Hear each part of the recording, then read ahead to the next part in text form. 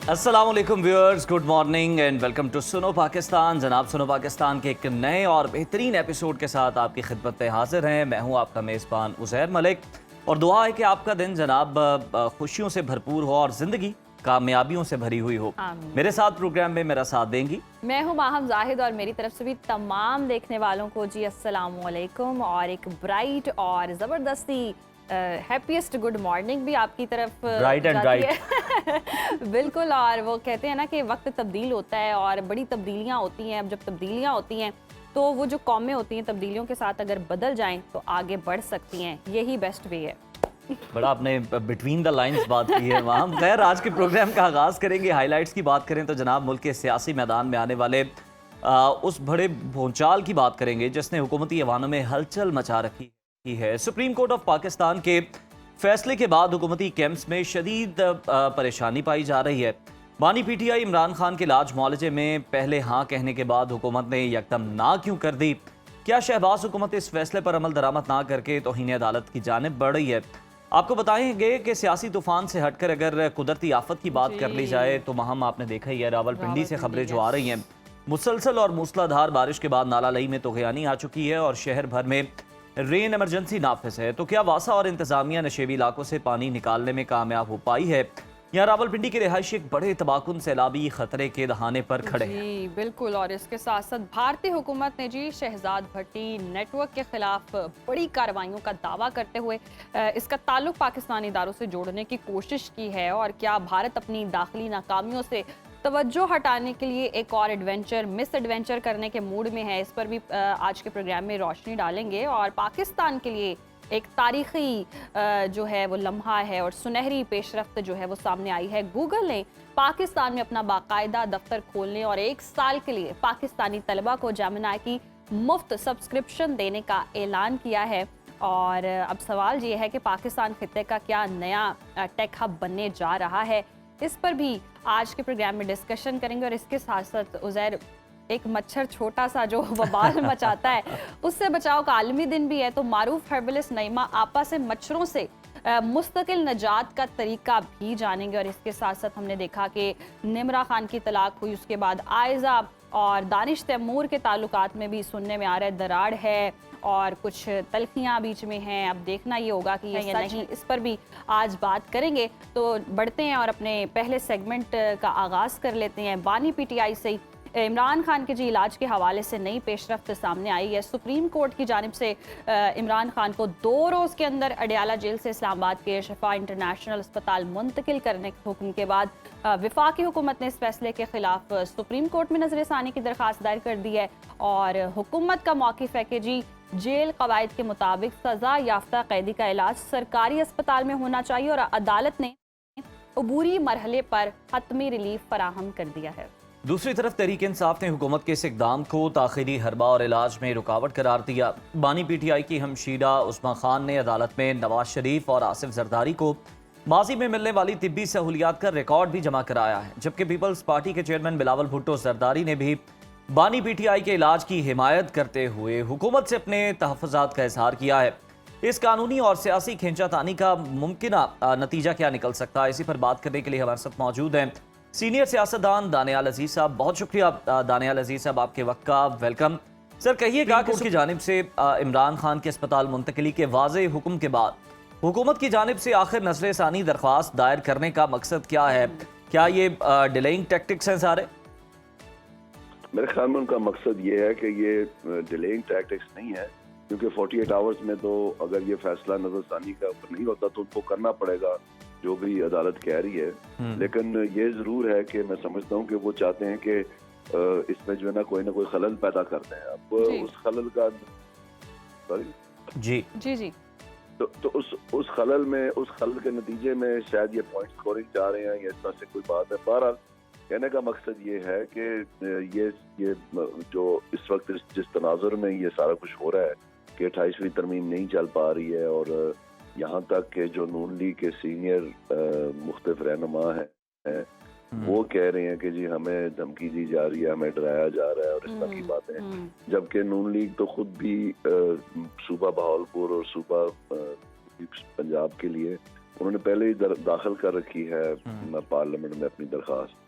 तो इसमें जो मेन इशू है वो सिंध का है कि वहाँ पर जो पीपल्स पार्टी है उन्होंने ना सिर्फ अपोजिशन के साथ राब्ते बढ़ा लिए हैं, बल्कि जो कश्मीर के ऊपर उनका स्टैंड है उसको भी सख्त कर लिया और कहा कि कोई लेजिस्लेशन हम नहीं करेंगे। तो इन चीज़ों के होते हुए जो है आप एक्शन और रिएक्शन भी देख सकते हैं। अब उस सूरत हाल में अगर ये अनफॉर्चुनेटली ये सूरत हाल इस तरह से बनती जा रही है तो मैं समझता हूँ कि ये पाकिस्तान के लिए एक लम्हा फिक्रिया है कि क्या फिर ये पाकिस्तान ऐसे ही चलना है, आइंदा भी सारे मतलब हमारी जिंदगी ऐसे गुजर जाएगी।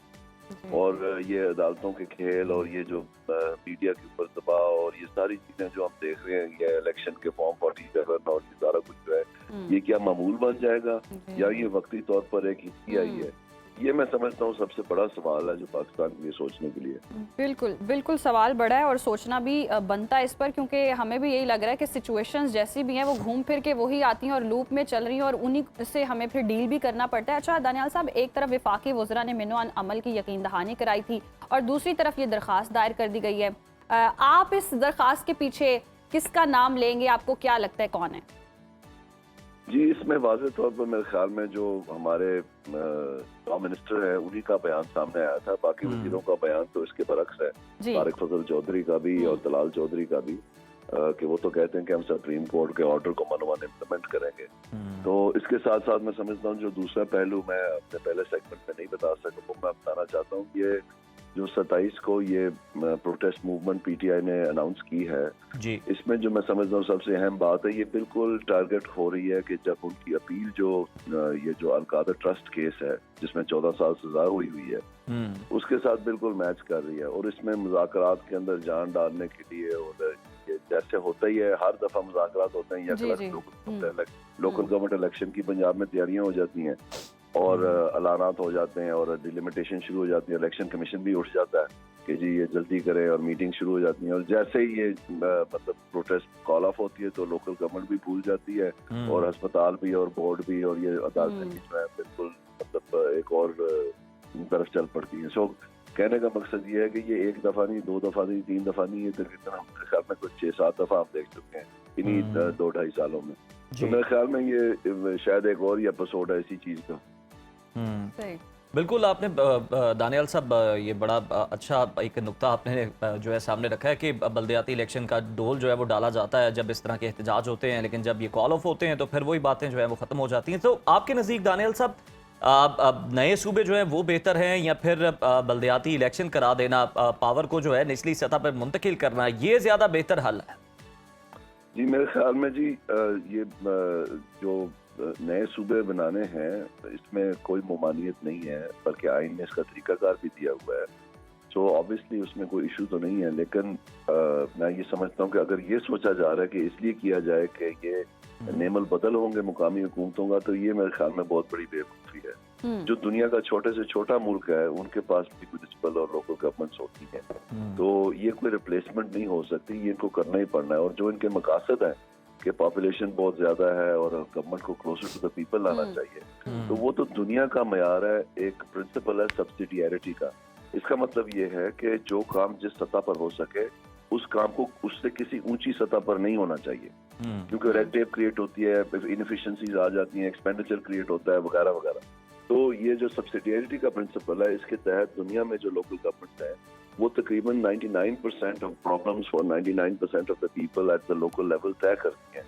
यानी अगर आप म्युनिसिपल गवर्नमेंट्स को देखें, लोकल गवर्नमेंट्स को देखें दुनिया में, वो ट्रेनें भी चला रही हैं, बिजली भी बना रही हैं, हवाई अड्डे भी चला रहे हैं, इंडस्ट्री भी चला रहे हैं, मतलब सब कुछ हो रहा है लोकल लेवल पे। तो कोई ऐसी बात नहीं है कि ये नहीं हो सकता, बल्कि हमने तो करके भी दिखाया था डेवोल्यूशन प्लान में, और पाकिस्तान में वो बड़ा अच्छा चला था, अब आज तक भी जाना जाता है। और पाकिस्तान की पॉलिटिकल डेवलपमेंट, अगर आपने पाकिस्तान को जमहूरियत का किला बनाना है बजाय कि आप ये जो बरतानवी राज की बाकियात की तरह एक अफसरशाही का निजाम बनाना चाहते हैं जो नून लीग अभी बनाई रखी है, 10 साल से वहाँ लोकल गवर्नमेंट का इलेक्शन ही नहीं हुआ सिरे से। तो मैं समझता हूँ कि जुडिशरी का बहुत बड़ा फेलियर है। बिल्कुल ऐसे ही है। आर्टिकल 140A पे डिसीजन दिया है, लेकिन कभी ये डिसीजन नहीं दिया कि ये किस तर्ज की मुकामी हुकूमत होगी, जबकि 140A में वो ठस ठस के भरा हुआ है। बिल्कुल। दानियाल साहब, गवर्नर्स बेहतर होने के ख्वाब तो बस ख्वाब ही रह गए हैं, वो तो अब देखेंगे क्या हो सकता है क्या नहीं। लेकिन अगर हम बानी पीटीआई की तबीयत की बात कर लें, सुप्रीम कोर्ट में पेश जो रिपोर्ट की गई है उसमें इमरान खान के वाइटल ऑर्गन्स जो हैं वो मुतासर होना शुरू हो गए। इसके बावजूद इलाज में अगर ताख़ीर होती है और ये जो टैक्टिक्स अपनाए जाते हैं, डिले अगर होता है, तो आप क्या समझते हैं क्या हो सकता है और इस ताख़ीर की वजह क्यों समझ नहीं आ रही है? अगर उनकी इतनी तबीयत ख़राब है तो एक मरीज़ का हक है कि उसको इलाज की सहूलत दी जाए।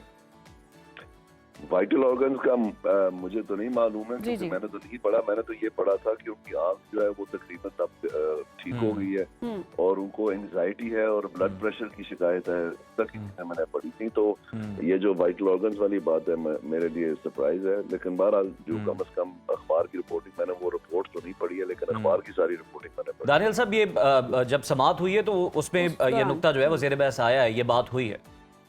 अच्छा, चलें, वो बहस के दौरान तो मुझे नहीं पता, मैं वहाँ मौजूद नहीं था।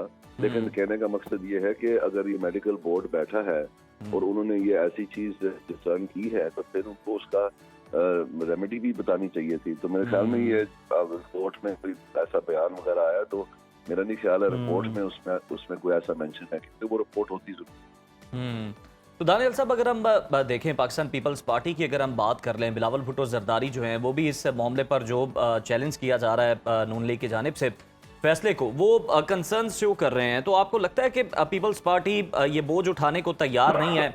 इस मामले में भी वो कहती है कि अगर ये करना है तो फिर ये नून लीग करे, हम जो हैं कम अज़ कम इसमें इन्वॉल्व नहीं होंगे। क्या करें? आई एम सॉरी, आपकी आवाज़। दानियल साहब, जो चैलेंज कर रहे हैं, जो अपील दायर कर रहे हैं इस फैसले के खिलाफ हुकूमत, तो पीपल्स पार्टी जो है, बिलावल भुट्टो साहब जो है वो कंसर्न्स अपने शो कर रहे हैं, तहफ़्फ़ुज़ात का इजहार कर रहे हैं इस मामले में। यानी वो नजर आता है कि हुकूमत के साथ नहीं खड़े हुए इस मामले। जी बिल्कुल, इनका तनाज़ा खड़ा है जी, इनका तनाज़ा 100%। मैंने शुरू में आपको बताया कि पीपल्स पार्टी तो पहले दिन से ये चाहती थी कि वो पीटीआई के साथ मिलकर मरकजी हुकूमत बनाए और बिलावल साहब प्राइम मिनिस्टर बने। तो ये उनको दिखाना कि जी ये पीटीआई वापस आ रही है या उनके लिए कोई नजरसानी की जगह बनाई जा रही है, तो इस तरह से इनको जो है ना डराया जाए, तो ये उसके ऊपर अमल दरामद करें। वो दूसरी लफ्ज़ में बयान दे रहे हैं कि हमें कोई फिक्र नहीं, हम तो पहले ये चाहते थे। तो वो अपोजिशन के करीब हुए हैं, कल मीटिंग भी की है उन्होंने काफी तवील, और मतलब उनको इनकरेज किया कि आप वापस आए कमेटियों में वगैरह। जी सही सही, बहुत शुक्रिया दानियाल साहब आपके वक्त का। और जी, अगर कोई पेशेंट है, अगर कोई बीमार है तो उसको इलाज की सहूलत मिलनी चाहिए। और अगर बिलावल भुट्टो जरदारी भी इस चीज़ पर इत्तेफाक कर रहे हैं तो फिर तमाम जो लोग हैं, जितनी भी पार्टीज़ हैं, उनको इस चीज़ पर इत्तेफाक कर लेना चाहिए। किसी भी शख्स का बेसिक राइट है, कोई कैदी है, कोई आज़ाद है, कोई कहीं भी है, और अगर वो बीमार है और अगर वो सहूलत चाहता है तो मेरा नहीं ख्याल है कि इस पर कोई कदगन है। और फिर सरकारी अस्पताल, ये अस्पताल जब आपकी हुकूमत थी, आप पता नहीं कहाँ कहाँ छोटे से मसले के लिए बैरून मुल्क रवाना हो जाते थे। तो मेरे ख्याल से यहाँ कोई प्रॉब्लम बनती नहीं है क्रिएट करनी। और अगर कोई इस पर मुत्तफिक हो रहा है तो मेरे ख्याल से हुकूमत भी कर ले, दरखास्तें दायर। बिल्कुल, आप हुकूमत को यही देख लेना चाहिए। वैसे हुकूमत कहती है कि देखें, सारा बर्डन जो है वो हम शेयर कर रहे हैं। पीपल्स पार्टी गो के हमारी इत्तेहादी है, अलायंस है हमारा उसके साथ, लेकिन उसके बावजूद जो है जो जिम्मेदारी आयद होती है, हुकूमत पर क्रिटिसिज्म होता है, पीपल्स पार्टी उसमें हिस्सादार नहीं बनती। तो अब आप यहाँ देख लें कि पीपल्स पार्टी का कितना मोहतात रवैया है कि वो कह रहे हैं कि जनाब हमें तहफ़्फ़ुज़ात मौजूद हैं कि आप इस फैसले के खिलाफ अपील दायर करें सुप्रीम कोर्ट में।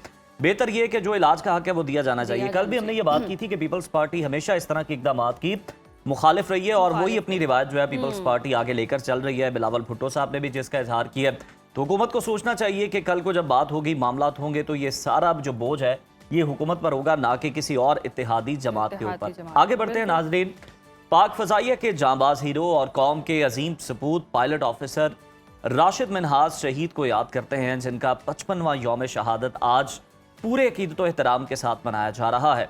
17 फरवरी 1951 को कराची में पैदा होने वाले राशिद मिन्हाज ने 14 मार्च 1971 को पाकिस्तान फजाइया में कमीशन हासिल किया।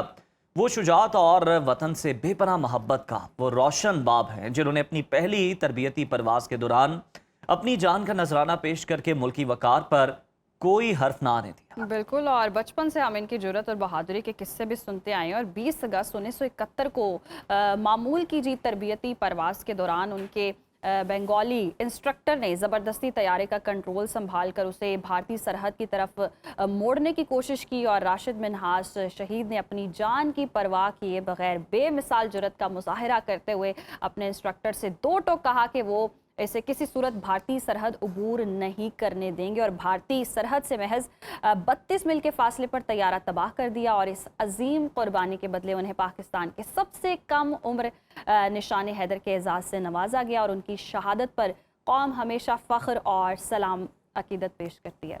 बिल्कुल। प्रोग्राम में वक्त ब्रेक का देखते रहिए। सुनो पाकिस्तान। नाज़रीन, आज 20 अगस्त है और दुनिया भर में जी मच्छरों से बचाव का आलमी दिन मनाया जा रहा है। और बज़ाहिर इंतहाई छोटा और मामूली सा नज़र आने वाला ये मच्छर बड़े बवाल मचा सकता है और ख़तरा जान भी बन सकता है। वर्ल्ड हेल्थ ऑर्गेनाइजेशन के मुताबिक मच्छरों के काटने और उनसे फैलने वाली बीमारियां जैसे कि मलेरिया और डेंगू के बाइस दुनिया भर में सालाना 10 लाख से ज़ायद अफराद जो हैं वो लुकमा अजल बन जाते हैं। और सही कहा माम आपने, इसका काटा तो पानी नहीं मांगता, बल्कि वो कहता है वाइट ब्लड सेल्स जो है ना वो मुझे प्रोवाइड किए जाएं। सबसे बड़ा मसला ये कि मच्छरों से बचाव के लिए जो कॉयल या केमिकल वाले हम मैट इस्तेमाल करते हैं उनका धुआं हमारी अपनी सेहत के लिए नुकसानदेह है। तो आज हम मच्छर भगाने के लिए आसान, कुदरती और हर्बल तरीके जानेंगे। इन तमाम आजमूदों पर बात करने के लिए, जानने के लिए हमारे साथ स्टूडियोज में मौजूद हैं हमारी प्यारी मारूफ हर्बलिस्ट नईमा आपा। नईमा आपा, वेलकम आपको। और पहले तो हमें ये बताएं कि आप आते ही प्याज वो छील रही हैं क्या? ये बंदोबस्त कर रही हैं? मच्छर पकाने हैं, भगाने हैं या पकाने हैं हमने? अस्सलाम वालेकुम। नहीं, आज मच्छरों को हम भगाएंगे। ठीक है, अच्छा, आप लोगों ने सोचा आप तय हो गया यानी? नहीं, लहसुन प्याज और पुदीना ले शायद कुछ पकने लगा है। नहीं, आज हम घरेलू कुदरती तरीकों से ना मच्छरों को अपने घर के पास, आस पास के अपनी कॉलोनी में भी फटकने देंगे अगर आप इस तरीके पे अमल करेंगे तो। ठीक है, ये रेगुलर है ऐसा, लेकिन अगर आप करते हैं तो आपके आसपास वाले घर जो है वो भी से मुस्तफीद होंगे, वो भी दुआएं देंगे। नो डाउट ये बहुत ही डेंजरस है, सदका जारी है। बिल्कुल, पता है क्या, नो डाउट ये बहुत डेंजरस है कि हम कॉइल लगा लेते, सो जाते हैं, वो हमारे लंग्स में, और खास तौर पे ना देखा था हमने कि जब वो एक धुएं वाली कॉइल नहीं जो जलती है, उससे ये होता था कि गला खराब, नाकों में और नाक खुश्क और एक अजीब सा हो जाता था। तो ये ऐसा एक, आज मैं एक डिफरेंट टोटका लेके आई हूँ आप लोगों के लिए, और बहुत ही डिफरेंट जगह से मैं लेके आई, वो भी मैं आप लोगों को बताऊंगी। तो ये है कि आपने ना कमरों में लगाना, ना कहीं, आपने अपने टेरेस में, अपनी गैलरी में, अपने सहन में कहीं भी रख देना है। ठीक है, मच्छर नहीं आएंगे फिर अंदर कमरे में, आप बेफिक्र होके। और आज एक ऐसा स्प्रे बनाएंगे, खुशबूदार धुआं बनाएंगे, सब कुछ होगा आज। ठीक है, आप देखते रहें। इसके लिए सबसे पहले मैंने क्या लिया है, ये मैंने आपके घर में देखिए लहसुन के, प्याज के पत्ते पड़े होते हैं। ठीक है, साथ में आजकल कॉलोनी में हर जगह नजर आ रहा है कड़ी पत्ता, मेरे घर में बहुत ज्यादा है। अच्छा, ये रखा है ना सिर्फ, तो इसकी वजह से भी मच्छर नहीं आ रहे। इसके अरोमा इस तरीके का है कि मच्छर वैसे नहीं, मेरे घर में अल्हम्दुलिल्लाह एक मच्छर भी नहीं है। ठीक है, तो ये कड़ी पत्ता मैं आज लेके आई हूँ। साथ में हम डालेंगे इसके अंदर खुश्क पुदीना। ठीक है, एक डिफरेंट कलर का, हम डिफरेंट सा एक फ्लेवर वाला धुआं बनाएंगे। ठीक है, ये है हरमल। ठीक है, हरमल के साथ ये है लौंग। लौंग से मच्छर बहुत भागता है, जिस तरीके से इससे कड़ी पत्ते से या पुदीने से या नीम से भागता है, इसी तरीके से लौंग से भागता है। लौंग से मच्छर बहुत ज्यादा भागता है। और साथ में आपकी फेवरेट मनपसंद कोई भी अतर है, उसकी 2 ड्रॉप उसके अंदर डाल लें, तो फिर आप सोचेंगे क्या ही समा होगा। ठीक है, अच्छा, ये मेरे घर में जो आजकल जो मेड काम कर रही है, मैंने उससे पूछा कि आप लोगों के एक भी निशान नहीं है, ये आप मच्छरों का क्या बंदोबस्त करती हैं? चलो हम दरवाजे बंद कर ले, कोई भी है इस तरीके के। तो कहा बाजी, हम जिस माहौल में रहते हैं तो मच्छर हमें उठा के ले जाए, इतना मच्छर होता है। अच्छा। तो उसका मैंने कहा तरीका क्या है? उसने एक बहुत ही डिफरेंट सा मुझे तरीका बताया, और वाकई मेरे दिमाग को भी लगा, मेरे दिल को भी लगा, ये बात मानने वाली है। कहती बाजी, जो ये आम घर में जो बच्चों की पैंटें, जीन्स वगैरह की पड़ी है, टी शर्टें, पैंटें, कोई भी, हम इसके अंदर आग लगा के ना, क्योंकि ये देर तक जलती है, कहती उसको बुझा देते हैं। ऊपर थोड़ा सा काफूर डाल देते, 2 चुटकी। कहती है कि मच्छर हमारे घर में, हमारे सहन में, हमारे कमरे में, कहीं उनको एक निशान भी ना, बच्चों को ना उनको खुद को। तो फिर अब ये था कि पुरानी चीजें लाना इधर मुनासिब नहीं थी, तो फिर मैं जरा सा नया कपड़ा ले आई। ठीक है, आज इसकी एक हम डिफरेंट सी लुई बनाएंगे, जिसको बोलते हैं, और आप देखेंगे कि किस तरीके से। उसने तो सिर्फ ये बता दिया कि हम क्या करते हैं, कपड़े को आग लगा के बुझा देते हैं, लेकिन हमने इसको जरा मेडिकेटेड करना है ताकि ये हमारे लंग्स को नुकसान ना पहुंचाए, और साथ में ये है कि इसका फायदा हमें मिलता रहे। ठीक हो गया। लहसुन के प्याज के पत्ते डाल लिए। हमने क्या किया है, इसके अंदर थोड़ा सा काफूर डाल लिया। ये काफूर है, काफूर वैसे ही आग पकड़ लेता है। ठीक हो गया। ठीक है, मतलब अभी देखो अपनी हाउस हेल्पर से भी टोटका नुस्खा पकड़ मेरा काम यही है। देखें, और आप क्रेडिट भी दे रही हैं, ये क्रेडिट जाहिर सी बात है भाई, जिसका उसको देना चाहिए। ये हरमल डाली है हमने। ठीक है, इसके अंदर साथ में हमने लौंग डाली है। तो मैंने अपने देखे ना, मॉडिफाई करना मेरा काम है, मैं मॉडिफिकेशन करती हूँ। उसने तो ऐसे सिंपल बता दिया, लेकिन मैंने सोचा कि इसको जरा हम मेडिकेटेडली जरा थोड़ा सा और, ताकि हमारे लंग्स के लिए अच्छा हो। ये है खुश्क पुदीना। ठीक हो गया। ये है खुश्क पुदीना। ये खुश्क पुदीना हमने डाल दिया। ये वो चीजें हैं सादा सादा सी जो हर घर में मौजूद होती है। ठीक है, हमने इसको अब क्या करना है, इस तरीके से। ये देखे ना, अकल की बात थी ना कि कपड़ा देर तक जलता है। ठीक है ना, वो कपड़े की ही, वो पुराना कपड़ा जो भी उनका कपड़ा होगा वो जलाते हैं, तो वो उनका अपना तरीका है। लेकिन हमने इसको कामयाब एडवांस कर दिया। ठीक है, जिस तरह हम काजल बनाने के लिए एक वो बनाते हैं ना, बत्ती बनाते हैं, ये आपकी मच्छरों को भगाने के लिए एक बत्ती बन गई है। ठीक हो गया। हमने अब इसको लगानी है आग इस तरीके से। बिस्मिल्लाह। इसमें कोई टेंशन परेशानी वाली बात नहीं है, ना डरना है ना घबराना है। ठीक है, आज आपने स्टूडियो में आग भी लगा दी है। स्टूडियो के मच्छर भी भागेंगे आज। ठीक है ना, इस तरीके से हमने इसको यूं जला लेना है अच्छे तरीके से। ठीक है, ये देखिए धुआं उठना शुरू हो गया इसके अंदर। ठीक हो गया। ये धुआं पकड़ लेगी आहिस्ता आहिस्ता, आहिस्ता आहिस्ता धुआं पकड़ेगी। सही हो गया। ये देखिए, अच्छा सही हो गया। अभी अच्छी है, ये खुशबू आना शुरू हो गई है। अब ये थोड़ा सा जैसे ही जलेगा ना, इसकी चीजें जैसे जैसे आग पकड़ेंगी, हम क्या करेंगे, इसको दूसरे कपड़े के साथ इस तरीके से, ये देखिएगा जरा, ये देखो आग नजर आ रही है ना आप लोगों को। ये अब इस कपड़े के अंदर ये साथ में हम इसको इस तरीके से बुझा, ये धुआं, ये ज्यादा धुआं, सही, जबरदस्त, ये धुआं उठ गया। ये धुआं सारा का सारा ये आहिस्ता आहिस्ता सिलकता रहेगा पूरी रात। ठीक है, इसके अंदर आप अजवाइन भी डाल सकते हैं। अजवाइन है, लौंग है, इसके अंदर हरमल है, इसके अंदर वो सारी प्याज के पत्ते, लहसुन के सारे पत्ते। ये आप लोगों के घर के अंदर मच्छर हैं, मक्खी हैं, छिपकली हैं, कोई भी चीजें हैं, ये इन चीजों से भागती हैं। ठीक है ना, ये धुआं अब वो एक तो होता है ना कि खुद ही सारी रात धुआं निकलता रहेगा, या जिस तरह कोयले बुझ जाते हैं तो हवा दे दोबारा ये ना, ये देखें नहीं, ये कपड़े नहीं, मैं बताती हूँ ना, कॉन्सेप्ट समझिएगा कि कपड़े को जब हम आग लगाते हैं, ठीक है, वो आग आहिस्ता आहिस्ता आगे चलती है। ठीक है, जब कोयले होते हैं उनकी राख बन के बुझ जाती है ना, वो उसको हमें सुलगाना पड़ता है। ठीक है, लेकिन कपड़े में जैसे ही हमने आग लगाई वो आहिस्ता आहिस्ता पकड़ेगी। वो उनका बताना यह था कि हम थोड़ी सी आग जिस तरह मैंने लगाई थी, ठीक है, देखिए मुसलसल उठ रही है, आपने ये बुझा देना है। अब ये इतना ही काफी है। ठीक है, एक तो होती है ना धुनी जो मैंने पहले भी लगाई थी, वो तो ज्यादा आग जल के, वो ज्यादा धुआं नहीं, ज्यादा नहीं, बस ये हल्का हल्का आपको इरिटेट भी नहीं करेगा। पर जिनके लिए है खुशबू अच्छी है, अच्छी। अभी तो जैसे जैसे आएगी आगे आगे अच्छी, पुदीने की भी आएगी, इसके अंदर लौंग की भी आएगी, इसके अंदर से आपको काफूर की भी आ रही है। और साथ में हमने क्या करना है, फिर थोड़ा सा इसके ऊपर, ये मैंने अपनी अकल से किया, ठीक है ना, थोड़ा सा इसके ऊपर हमने कोई भी अतर डाल दिया, और ये मजीद खुशबू। अब आप इरिटेट नहीं होंगे। ठीक है, अच्छा सा एक धुआं आपके घर में, ये बस इतना सही, ठीक है, ऐसे ऐसे फैलता रहेगा, मच्छर नहीं आएंगे। जबरदस्त। अगली बात आ गई है ना, खुशबू आ गई, ये तो खुशबू भी आ रही है। अब लोशन के हवाले से लोशन के हवाले से बहुत आसान है, बहुत ही आसान है। देखिए ये मैंने क्या लिया है, डिस्टिल वाटर लिया है। ठीक है, डिस्टिल वाटर के अंदर मैंने क्या डाला है, ये सिर्फ है 24 आवर के लिए। ठीक है, हर रोज आप फ्रेश बनाएंगे। ठीक है, ये मैंने डाल दिया आप लोगों के सामने लेमन। ठीक हो गया, ये लेमन डल गया। लेमन के साथ ही हम इसके अंदर कोई 8 से 10 लौंग डालेंगे। ठीक है, ये मुट्ठी भर के हमने क्या किया है, ये लौंग आ गया इसमें। चलें, ये आपका सिंपल सा, थोड़े से इसके अंदर हम डालेंगे पुदीने के पत्ते। अच्छा, ये वो वाला आपका एक लोशन बन गया है कि जिसको आप फ्रैंकली, ठीक है, फ्रैंकली आप अपनी स्किन पे, अपने बालों पे इजीली कर सकेंगे। ठीक है, इस तरीके से, ये देखिए, जबरदस्त। ठीक है, आप इसको, ये देखिए, इसकी भी खुशबू, अपनी खुशबू है इसके अंदर। अभी थोड़ी सी जैसे ये इसके अंदर इसका लौंग का एक्सट्रैक्ट आना शुरू हो जाएगा 15-20 मिनट में, आपने डेली फ्रेश बनाना है। बच्चों को भी रात को सोते हुए आराम से कर दे, साथ में ये भी चलता रहेगा। साथ में आप लोगों ने क्या करना है कि ये स्प्रे कर देनी है। इसको चाहे तो आपके रूम में जैसे ये रखे हुए हैं, फ्लावर रखे हुए, ये इनके ऊपर भी कर सकते हैं इजीली, मच्छर नहीं आएगा। ठीक है, इसको खोल के एक और तरीका है, जैसे कि ये है हमारे पास पुदीने को, आप आजमा के देख लीजिएगा, घर में 3 से 4 जगह पानी के अंदर पुदीना डाल के 3-4 प्लेस पे रख दे, और साथ में उसके अंदर लौंग डाल लौंग डाल दें, दें। इंशाल्लाह मच्छर आपसे दूर रहने पर मजबूर। ये जुमला आपका पूरा हो जाएगा। ठीक है, जबरदस्त। हाँ, तो ये वो छोटी छोटी एहतियातें हैं। साथ में अब कड़ी पत्ते की मैं आप लोगों को बताती हूँ।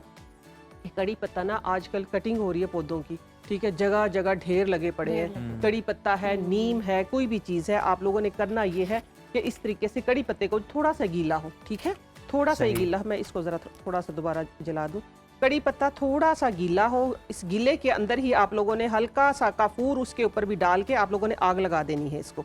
ठीक है, जैसे ही काफूर आग पकड़ेगा, कड़ी पत्ते की गीली लकड़ियां आग पकड़ेंगी। ठीक है, इसके ऊपर हम इसको रखते हैं यूं। अब आप देखिएगा मैजिक, ठीक है, इससे भी धुआं उठता है। हाँ, ये सही, देखिए, सही। ये देखिए ऐसे फ्लेम बढ़ है। ओ, ध्यान से आपा। ऐसे ये देखिए, हाँ, ये उठ गया। सही। ठीक है, ये कड़ी पत्ते की अपनी ही खुशबू अब आएगी। ठीक है, कोई मसला नहीं है। ठीक है, इसको हम इस तरीके से चलें। ये कड़ी पत्ते का अपना एक अरोमा, सिर्फ मच्छर हर चीज़ ऐसे भाग भागेंगे। आप दिन में करें तो मक्खियां भागेगी घर से, छिपकलियां, कॉकरोच, जो आपके घर में हशरात हैं सब भाग जाएंगे। ये ऐसे मुफ्त के और मैजिकल टोटके हैं कि जिनको आपने कोई खर्च नहीं करना, कोई अन्ना पैसा धेला आपका कुछ नहीं लगा, सिर्फ आपकी अक्ल लगनी है। ठीक है, जैसे कि मैंने पकड़ लिया खुद से ही कि एक कपड़ा सिर्फ जलाएंगे, नो डाउट इसके अंदर कोई ना कोई आपके लिए ना इसकी जो स्मोक होगी थोड़ी सी आपके लिए वो अच्छी नहीं होगी। लेकिन तो, आपा ये आपके टोटके इतने जबरदस्त हैं। हम आउटडोर भी 100 जगह बैठते हैं, बारबेक्यू कर रहे होते हैं और कहीं ना कोई मच्छर मक्खियां तंग कर रही हो, आपने ये लगा दिया और आप इजीली रिलैक्स अपने इवेंट्स को बंद कमरों का तो हल मिल जाता है, लेकिन ओपन एयर में कोई इवेंट चल रहा है तो उसमें नहीं आपको आउटडोर ये देखे ना आराम से। अच्छा, ये करना भी आउटडोर ही, कमरे में तो जाहिर सी बात है। देखिए, जिस तरह मैंने भी इसको बुझा दिया, खड़ा होना थोड़ा सा मुश्किल, अब ये दूर रखा हो तो ठीक है, ये पूरे माहौल में रहेगा, इसकी फ्रेग्रेंस से मच्छर भागेंगे। एक्चुअली बात ये है। अब उन पे भी थोड़ी सी मैं बात कर लेती हूँ कि जिनकी पहुंच में, यानी क्योंकि देखिए अल्हम्दुलिल्लाह सारी दुनिया में देखा जा रहा है हमारा प्रोग्राम, ठीक है, तो वो लोग कि जो मजबूरन कॉइल वगैरह इस्तेमाल करते हैं, तो आप उनका थोड़ा सा सेफ साइड पे इस्तेमाल करें। किस तरीके से? कॉइल जो है उनको आप उनका चूरा करके थोड़ा सा, जिस तरह लेट से ये है इसके अंदर, आप इसके अंदर डाल लें। अच्छा, पानी के अंदर, ठीक है, पानी के अंदर डाल के आप उसको स्प्रे कर दे बजाय धुआं करने। ठीक है, आप करके देखें। ये मैं करती नहीं हूँ, लेकिन मैं एक्सपेरिमेंट के लिए बहुत कुछ करती हूँ। बहुत कुछ एक्सपेरिमेंट के लिए मेरा करना होता है, क्योंकि लोगों को बताना होता है, क्योंकि हर तरह के लोग देख रहे होते हैं प्रोग्राम। तो आपने पानी के अंदर डाल लेनी है कॉइल, पानी के अंदर डाल के आप स्प्रे कर दें। क्योंकि आपका कहा जाता है ना, जिसका खून पता नहीं मीठा होता है उसको तो मच्छर बहुत काटता है, बच्चों को बहुत मच्छर काटता है, बच्चों को खास तौर पर। बच्चों के लिए हम बचपन से सुनते हैं जिनका खून मीठा होता है उनको मच्छर बहुत काटता है। शायद हमारा मीठा है खून, हमें मच्छर बहुत काटते हैं, तो इसलिए हम बंदोबस्त भी बहुत ज्यादा करते हैं। डायबिटीज में भी तो नंबर 1 है ना, हम अगर देखा जाए डायबिटीज में भी नंबर 1 है। मेरी फैमिली में मैं भी नंबर 1 हूँ, डायबिटीज मुझे ही है बस। तो ये है कि आप आजकल हम देखते हैं कि बहुत सारे और भी हशरात हैं, जैसे आप ब्राउन चींटी ले लें, वो बच्चों को काट ले। हाँ जी, वो भी काट ले तो वो निशान पड़ जाते हैं। नहीं, वो तो पता नहीं देती, वो तो सिर्फ काट के बताती है कि मैं जा रही हूँ, मैं जा रही हूँ, काट के निकल जाए। तो आप उनका भी क्या कोई इलाज है आपके पास? ये बहुत अच्छा है, ये आप करके देखें, ये बहुत अच्छा है। उसके अलावा मैं आपको ये बता देती हूँ, जिस तरह लेट से मेरे पास ये एक मैंने ना सीरम बनाया हुआ है, ठीक है। ये सीरम ऐसा है कि इसके अंदर मैंने लोबान डाली हुई है, एंटी एजिंग सीरम एक्चुअली ये, ठीक है। लेकिन इसका आज लाने का मकसद ये था कि इसको लगाने से इसकी फ्रेगनेंस, इसके अंदर है दारचीनी है, लोबान है, अबिस्कस है और स्वीट आलमंड ऑयल है, ठीक है। साथ मैंने ये चीजें डाली हुई हैं। तो इसके अंदर ये होता है कि आप जब लगा लेते हैं ना, तो आप ये देखना कि मच्छर है, मक्खी है, कोई भी हशरात है, आपके करीब भी नहीं फटकेगा। खास तौर पर जिस तरह आपने बताया ना कि चूंकि बच्चों को ना हमेशा अच्छी सी कोई लाइट सी फ्रेगनेंस लगा के रखे। जो भी परफ्यूम आप घर से बाहर जाते हैं, परफ्यूम लगे होते हैं, तो मच्छर इधर इधर मंडलाता है, ठीक है, इधर इधर होगा, आपके इधर नहीं बैठेगा मच्छर, ठीक है। परफ्यूम से, खुशबू से, कोई भी अरोमा है उससे मच्छर भागता है।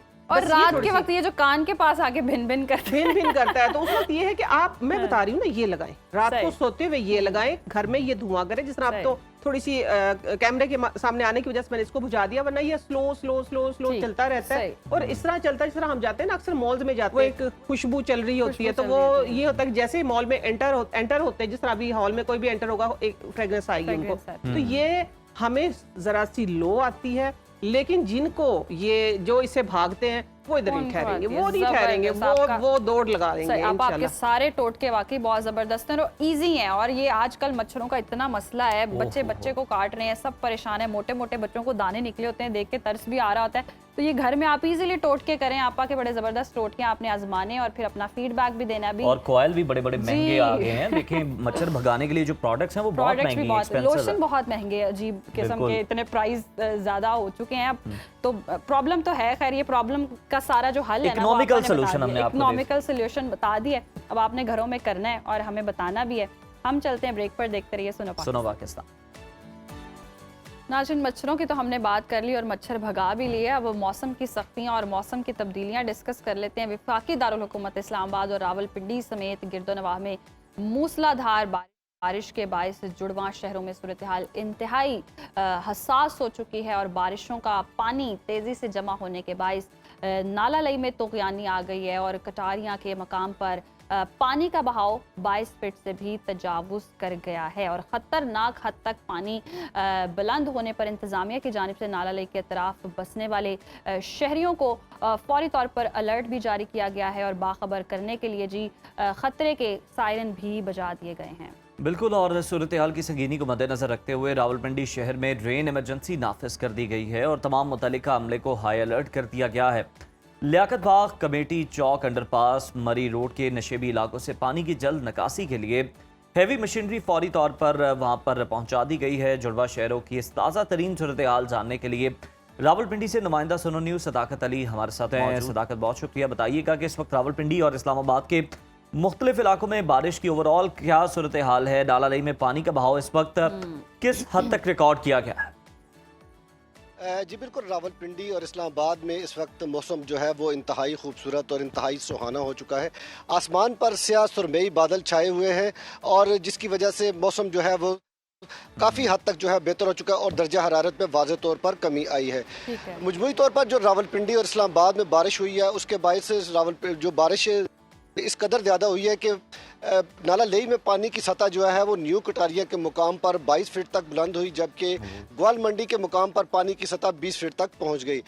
नाला लेई की ये सूरत हाल होती है कि जब नाला लेई में न्यू कटारिया के मुकाम पर पानी की सतह 10 फीट जब बुलंद होती है तो उस वक्त जो है वो प्री अलर्ट जो है वो जारी कर दिया जाता है, जबकि पानी की सतह जब 16 फीट तक पहुंचती है तो उसके बाद जो है वो हाई अलर्ट जारी किया जाता है ताकि लोगों को फौरी तौर पर महफूज मुकाम पर मुंतकिल होने की हदायत की जाए। सायरन बजा दिए जाते हैं, मस्जिदों से ऐलानात किए जाते हैं और यही सूरत हाल रावलपिंडी के नाला लेई के अतराफ भी हुई कि बारिश का पानी जो है वो ख़ास तौर पर जो इस्लामाबाद की हदूद में बारिश हुई, जो गोरला शरीफ, भोकड़ा और इसी तरह जो सैदपुर था यहाँ पर जो बारिश हुई है उसका पानी जो नाला लेई में गया, जबकि रावलपिंडी नाला लेई के अतराफ भी बारिश जो है वो पीर वदाई के मुकाम पर 100 मिलीमीटर बारिश हुई, जबकि कचहरी में 95 मिलीमीटर बारिश हुई, शमसाबाद में 100 मिलीमीटर बारिश हुई, जिसकी वजह से नाला लेई में जो है वो तुग़यानी आई और निशेबी इलाके ज़ेर आब आ गए। सड़कें, गलियां, मोहल्ले जो है वो तालाब का मंजर पेश करने लगे। रावलपिंडी के जो निशेबी इलाके जिस तरह से आप बता रहे हैं और जो वीडियोस हम देख पा रहे हैं 7 से 8 फीट पानी भी जमा है सड़कों पर, वो ताज़ा तरीन वीडियोस हैं या कोई पुरानी वीडियोस हैं या सोशल मीडिया के थ्रू आई हैं? ताज़ा तरीन कंडीशन भी बता दें हमें ज़रा। इस वक्त रावलपिंडी में आज जो है बारिश हुई है उसके बायस रावलपिंडी में जो है नाला लेई की सतह तकरीबन 10 फीट तक बुलंद हुई है और इस ऐसी कोई खतरनाक सूरत हाल जो है रावलपिंडी में आज पैदा नहीं हुई, चूँकि आज बारिश जो है वो इंतहाई कम थी और महकमा मौसमियात की जानिब से ये भी बताया गया कि 21 अगस्त तक जो है वो मानसून का ये हैवी जो स्पेल था, ताकतवर जो स्पेल था, ये जारी रहेगा। इस दौरान जो है किसी वक्त हल्की और किसी वक्त मूसलाधार बारिश हो सकती है, जबकि नदी नालों में और जो नाला लेई है यहाँ पर तुग़यानी भी आ सकती है और निशेबी इलाके ज़ेरे आब आ सकते हैं। महकमा मौसमियात की जानिब पहले ही रावलपिंडी इंतजामिया को अलर्ट जारी कर दिया गया था कि नाला लेई में तुग़यानी के खदशात हैं, जिसके बायस इंतजामिया ने अपने बेहतर इंतजाम कर लिए थे। वासा और दीगर जो इदारे हैं वो अलर्ट थे, रेस्क्यू 1112, उन्होंने अपनी सर तोड़ कोशिश की है कि इस वक्त रावलपिंडी में जो है ज़िंदगी जो है वो मामूल के मुताबिक चल रही है और किसी भी ऐसी जगह पर पानी जो है वो खड़ा नहीं है और निशेबी इलाकों से निकासी आप का काम जो है वो वासा की जानिब से मुकम्मल कर लिया गया है और ट्रैफिक जो है वो रवान दवा है। सदाकत, हमें ये बताइएगा निकासी आपके लिए क्या जदीद मशीनरी मौजूद है या फिर वही रिवायती तरीके हैं जिससे पानी जो है वो निकाला जा रहा है?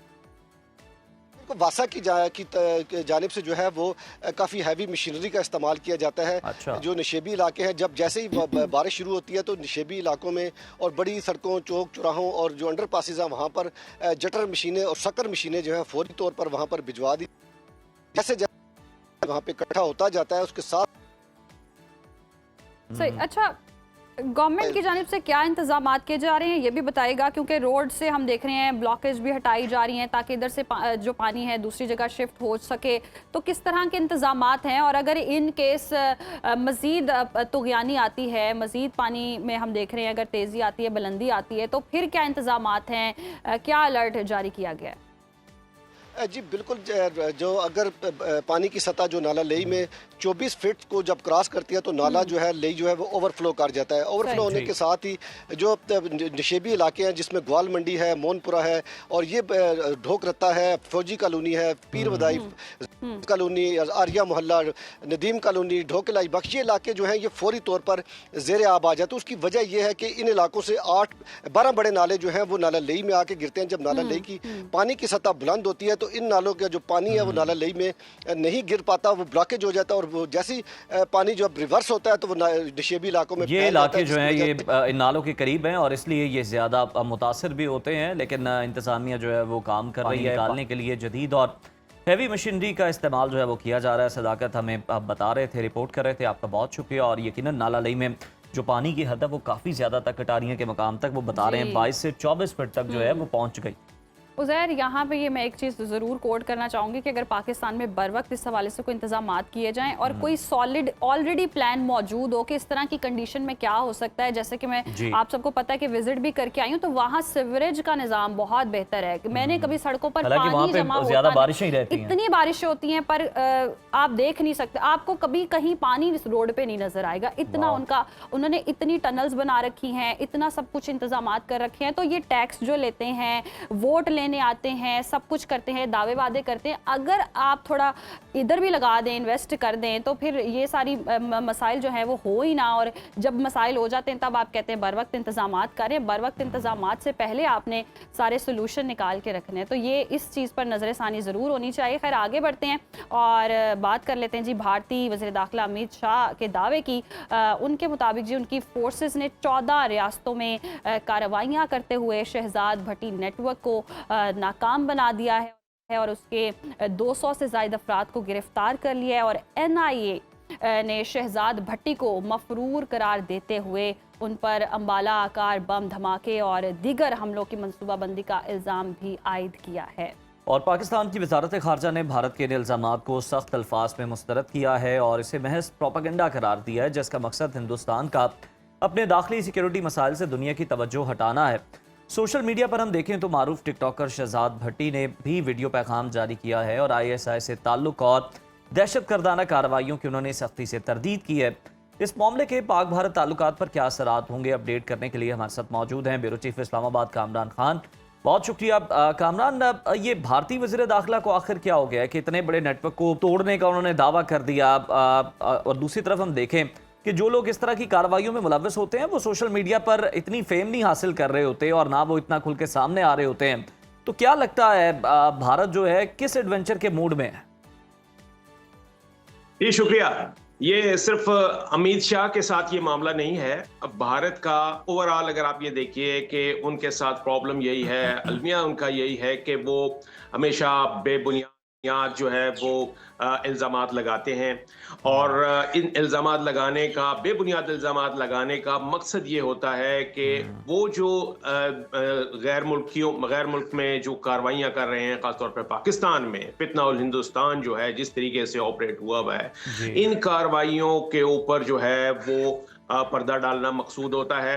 जो कुछ वो कश्मीर में कर रहे हैं उसके ऊपर पर्दा डालना मकसूद होता है और उनके जो इंटरनल कन्फ्लिक्ट्स जो वो चल रहे हैं बुनियादी तौर पे अपने अवाम की तवज्जो जो है उससे हटाने के लिए पर्दा डालना जो है वो मकसूद होता है, उससे पॉलिटिकल माइलेज जो है वो लेना चाहते हैं। तो ये अमित शाह की जो भारतीय वजीर दाखिला हैं उनकी जो ये स्टेटमेंट है ये भी उसी सीक्वेंस का एक हिस्सा है। और जिस तरीके से आपको याद होगा कि पहलगाम वाक़े के बाद जिस तरीके से बेबुनियाद इल्ज़ाम तराशी हुई, फिर इसके बाद जो है वो पुलवामा के मौके पे भी आपने देखा, पठानकोट वाक़े में भी आपने देखा। तो ये बात इंडिया की जानिब से अगर देखा जाए तो कोई नई नहीं है। ये हमेशा से इसी तरीके से बेबुनियाद, बेसलेस, अनफाउंडेड इल्ज़ामात जो हैं वो लगाते हैं और फिर उन्हीं इल्ज़ामात की बुनियाद पर अपनी सियासत जो है वो भी चमकाई जाती है। मैं बताता चलूं जी, जी। कि ये जो इल्जामात लगाए, ये जी, जो जी। अमित शाह के इल्जामात हैं, इसमें कोई यानी कि देखिए कि कोई इसमें कोई सबूत नहीं है। सिर्फ एक ट्वीट उन्होंने किया, उन्होंने कहा जी 200 बंदे पकड़ लिए हैं हमने और ये नेटवर्क है, शहजाद भट्टी नेटवर्क है जो कि पाकिस्तान की एजेंसी जो है वो उसके साथ मिलके हिंदुस्तान में ऑपरेट हो रही होती है। और उनका जो यौम आज़ादी आ रहा था 15 अगस्त, उससे पहले वो कहते हैं कि जी हमने कार्रवाइयां करके 200 बंदे पकड़ लिए। सही। कोई इसका कोई सबूत नहीं है।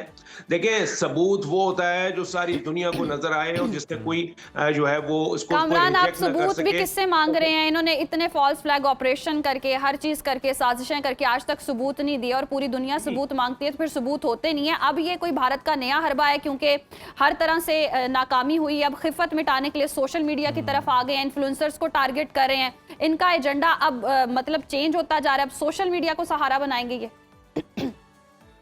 जी देखिए, मैंने बताया ना कि वो सिर्फ एक ट्वीट है जो कि जिसके ऊपर जो है वो उन्होंने इतना बड़ा इल्जाम जो है वो इस तरीके से लाया। हमारे फॉरेन ऑफिस ने उसी वक्त इसकी तरदीद की है, बताया कि जी ये कंकॉक्टेड स्टोरी है, ये कंकॉक्टेड स्टोरी है, घड़ी भी है और बेबुनियाद है, अनफाउंडेड है, जिसका कोई सिर पैर नहीं है। सबूत वो होता है माहम जिसमें आपको जो है कलभूषण यादव को सारी दुनिया जानती है। हमने उनको पकड़ा, उसको पकड़ा और उसको रंगे हाथों पकड़ा, उसका ट्रायल हुआ, उसने कन्फेशन किया कि हाँ जनाब मैं जो है वो इंडियन एजेंट हूँ और मैंने यहाँ पर ये काम किए हैं, ये दहशतगर्दी के वाकयात में मैं मुलव्वस रहा हूँ, जिसके ऊपर से सजा हुई और फिर इंडिया जो है वो दौड़ता हुआ जो है वो वर्ल्ड कोर्ट में गया था, नेशनल कोर्ट ऑफ जस्टिस में गया।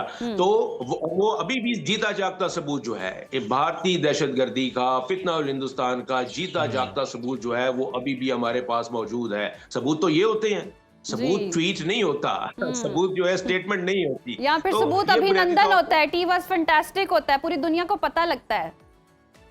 एग्जैक्टली बिल्कुल जो सारी दुनिया को नजर आए कि भाई ये हैं इंट्रूडर्स, ये हैं वो एजेंट, ये हैं वो एग्रेसर जो कि सारी दुनिया के सामने हमने पकड़े हैं। बिल्कुल कामरान, और लग भी यही रहा है कि जिस तरह से मूवीज में स्क्रिप्ट कमजोर है ना इंडिया का, यहाँ पर भी स्क्रिप्ट जो है वो कमजोर है क्योंकि कहानी जो बुनी गई है उसकी कोई बुनियाद जो है वो समझ नहीं आती है, कोई ठोस उसमें कोई ना कोई शवाहिद तो दूर की बात है, कोई हमें उसमें कोई बेस भी नजर नहीं आती है। जी बिल्कुल, देखिए जब आप कहानी घड़ते हैं, स्टोरी कॉन्कॉक्ट करते हैं, तो उसमें फिर यही होता है कि वहां पे झोल होता है और वो झोल जो है वो पकड़े जाते हैं। यहाँ पर बगैर किसी बेस के, बगैर किसी सबूत के, बगैर किसी एविडेंस के, और मैं आपको बताऊं कि वो इस तरीके से एक जन ट्रायल भी वो कहते हैं कि जी उसका जो है वहां पे शहजाद भट्टी का को वहां पे चल रहा है, एक तरफा ट्रायल चल रहा है, वो वहां पर है भी नहीं, पता नहीं वो मौजूद भी है कहाँ है, मतलब जिस शहजाद भट्टी की वो बात कर रहे हैं उसका इन एब्सेंशिया ट्रायल जो है वो वहां पे इंडिया में उन्होंने किया है, उसको एब्सकॉन्डर डिक्लेयर कर दिया कि ये भगोड़ा है, भागा हुआ है। यानी एक मुल्जिम जो है ही नहीं, उनको पता है, जो उन्होंने खुद इख्तरा उसकी की हुई है, और उसके बाद फिर वो जब कोर्ट में मामला लेकर जाते हैं तो वो कहते हैं कि जी ये भागा हुआ है, पता नहीं कहाँ है, भगोड़ा है, अदालत से मफरूर है।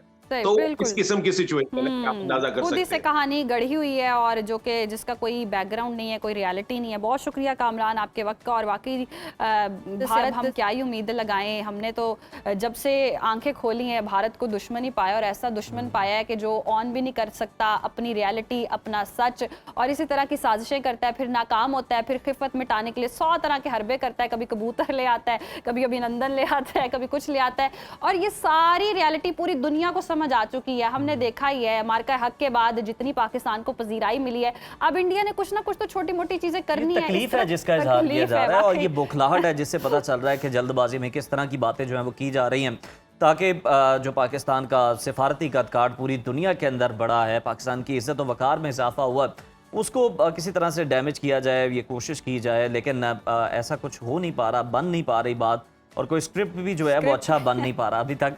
तो इन तमाम इल्ज़ामात का जनाब पाकिस्तान ने सबूत भी मांगा और इनको रद्द भी कर दिया।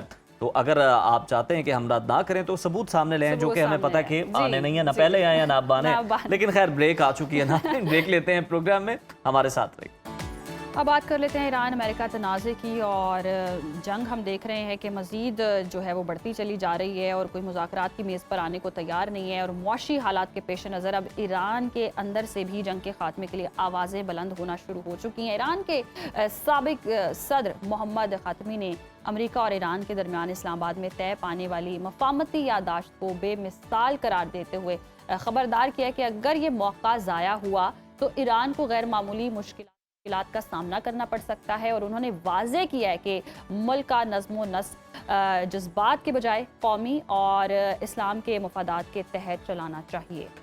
दूसरी तरफ ईरानी पार्लियामेंट के स्पीकर बाकिर कालिबाफ ने कहा कि 40 रोज़ा जंग के बाद खित्ते का सिक्योरिटी निज़ाम तब्दील हो रहा है और बैरूनी ताकतों का अमल दखल ख़त्म हो रहा है। इसके साथ साथ मुत्तहिदा अरब अमारात ने मिसाइल हमलों के इल्ज़ामात के बाद ईरान से तमाम तिजारती ताल्लुकात मुअत्तल करने का ऐलान किया है। इसके मुमकिन नताइज क्या हो सकते हैं, इन्हीं आलमी मामलात पर गुफ्तगू के लिए हमारे साथ मौजूद हैं Mumtaz Mahir politics vice admiral retired doctor Ahmed Saeed साहब।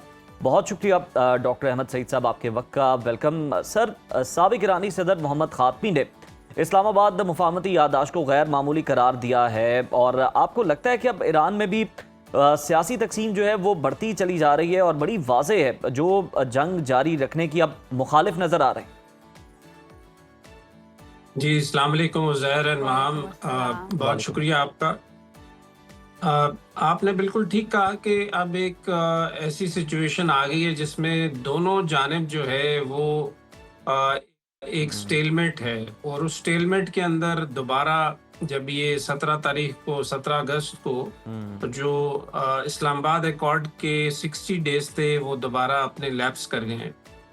तो उसमें मेरे ख्याल में अच्छी बात तो ये है कि दोनों ही तरफ से अब जो जंग वाले शख्सियात हैं उनके पीछे अब जो पॉलिटिकल एलिमेंट्स हैं वो ज़्यादा एक्टिव हो गए हैं और उनका ये कहना है कि अब इस बात को देखा जाए कि मैक्सिमलिस्टिक पोजीशंस जो दोनों ने ली हुई हैं उनको अब आहिस्ता आहिस्ता एक कन्वर्जेंस की तरफ लाया जाए, क्योंकि जंग हमेशा किसी भी पॉलिटिकल मसले का हल नहीं होती, बल्कि वो इन्वायरमेंट प्रोड्यूस कर दिए। तो अब वो इन्वायरमेंट तो काफ़ी प्रोड्यूस हो गया, अब इससे ज़्यादा अगर एप्लीकेशन ऑफ वॉर इंस्ट्रूमेंट होता है तो वो फिर दोबारा एक री वॉर में चले जाएंगे, जो दोनों ही नहीं चाहते और दोनों के पास स्पेस भी नहीं है। जैसे आपने कहा कि अभी ईरान में जो इन्फ्लेशन है वो तकरीबन 80-90% पे चला गया है, उनकी आवाम के लिए भी बहुत ज़्यादा मसाइल हैं। ठीक है, उन्होंने काफ़ी रेजिस्ट किया है, लेकिन ये है कि वहाँ भी इस तरह की आवाज़ें हैं कि अभी इसको मसले को किसी एक मामले की तरफ लेके जाया जाए। जी जी, तो उस हवाले से मेरे ख्याल में काफ़ी बेहतरी है उस हवाले से। जी अच्छा, ईरानी स्पीकर बाकिर कालिबाफ का दावा है कि खित्ते से बैरूनी ताकतों का असर ख़त्म हो रहा है, कम हो रहा है। क्या वाकई 40 रोज़ा जंग के बाद मशरिक़ वस्ता में सिक्योरिटी का नया तवाज़ुन कायम हो रहा है और बैरूनी ममालिक की मुदाखलत कम हो रही है?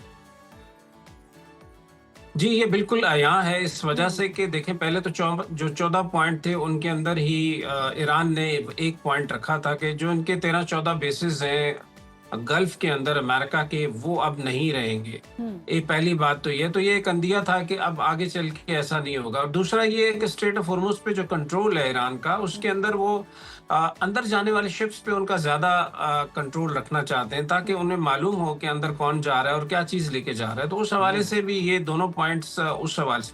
तीसरा ये है कि जो ओवरऑल दुनिया को कंट्रोल करने के लिए अमेरिका की 6 कमांड्स हैं, उसमें से मशरिक़ वस्ता के लिए उनकी कमांड है सेंटकॉम कहलाती, सेंट्रल कमांड, जो कि बहरीन में थी। अब वो वहाँ से अप्रूट हो गई है और वो जिबूती में और इजराइल में उन्होंने उसको डिवाइड कर दिया। चौथी चीज़ ये है कि उन्होंने जो अपना फलक्रम है उसको वो शिफ्ट कर रहे हैं टुवर्ड्स पैसिफिक। और मेरे ख्याल में पांचवी जो ज़्यादा इम्पोर्टेंट चीज़ है वो ये है कि 2018 में अमेरिका ने जो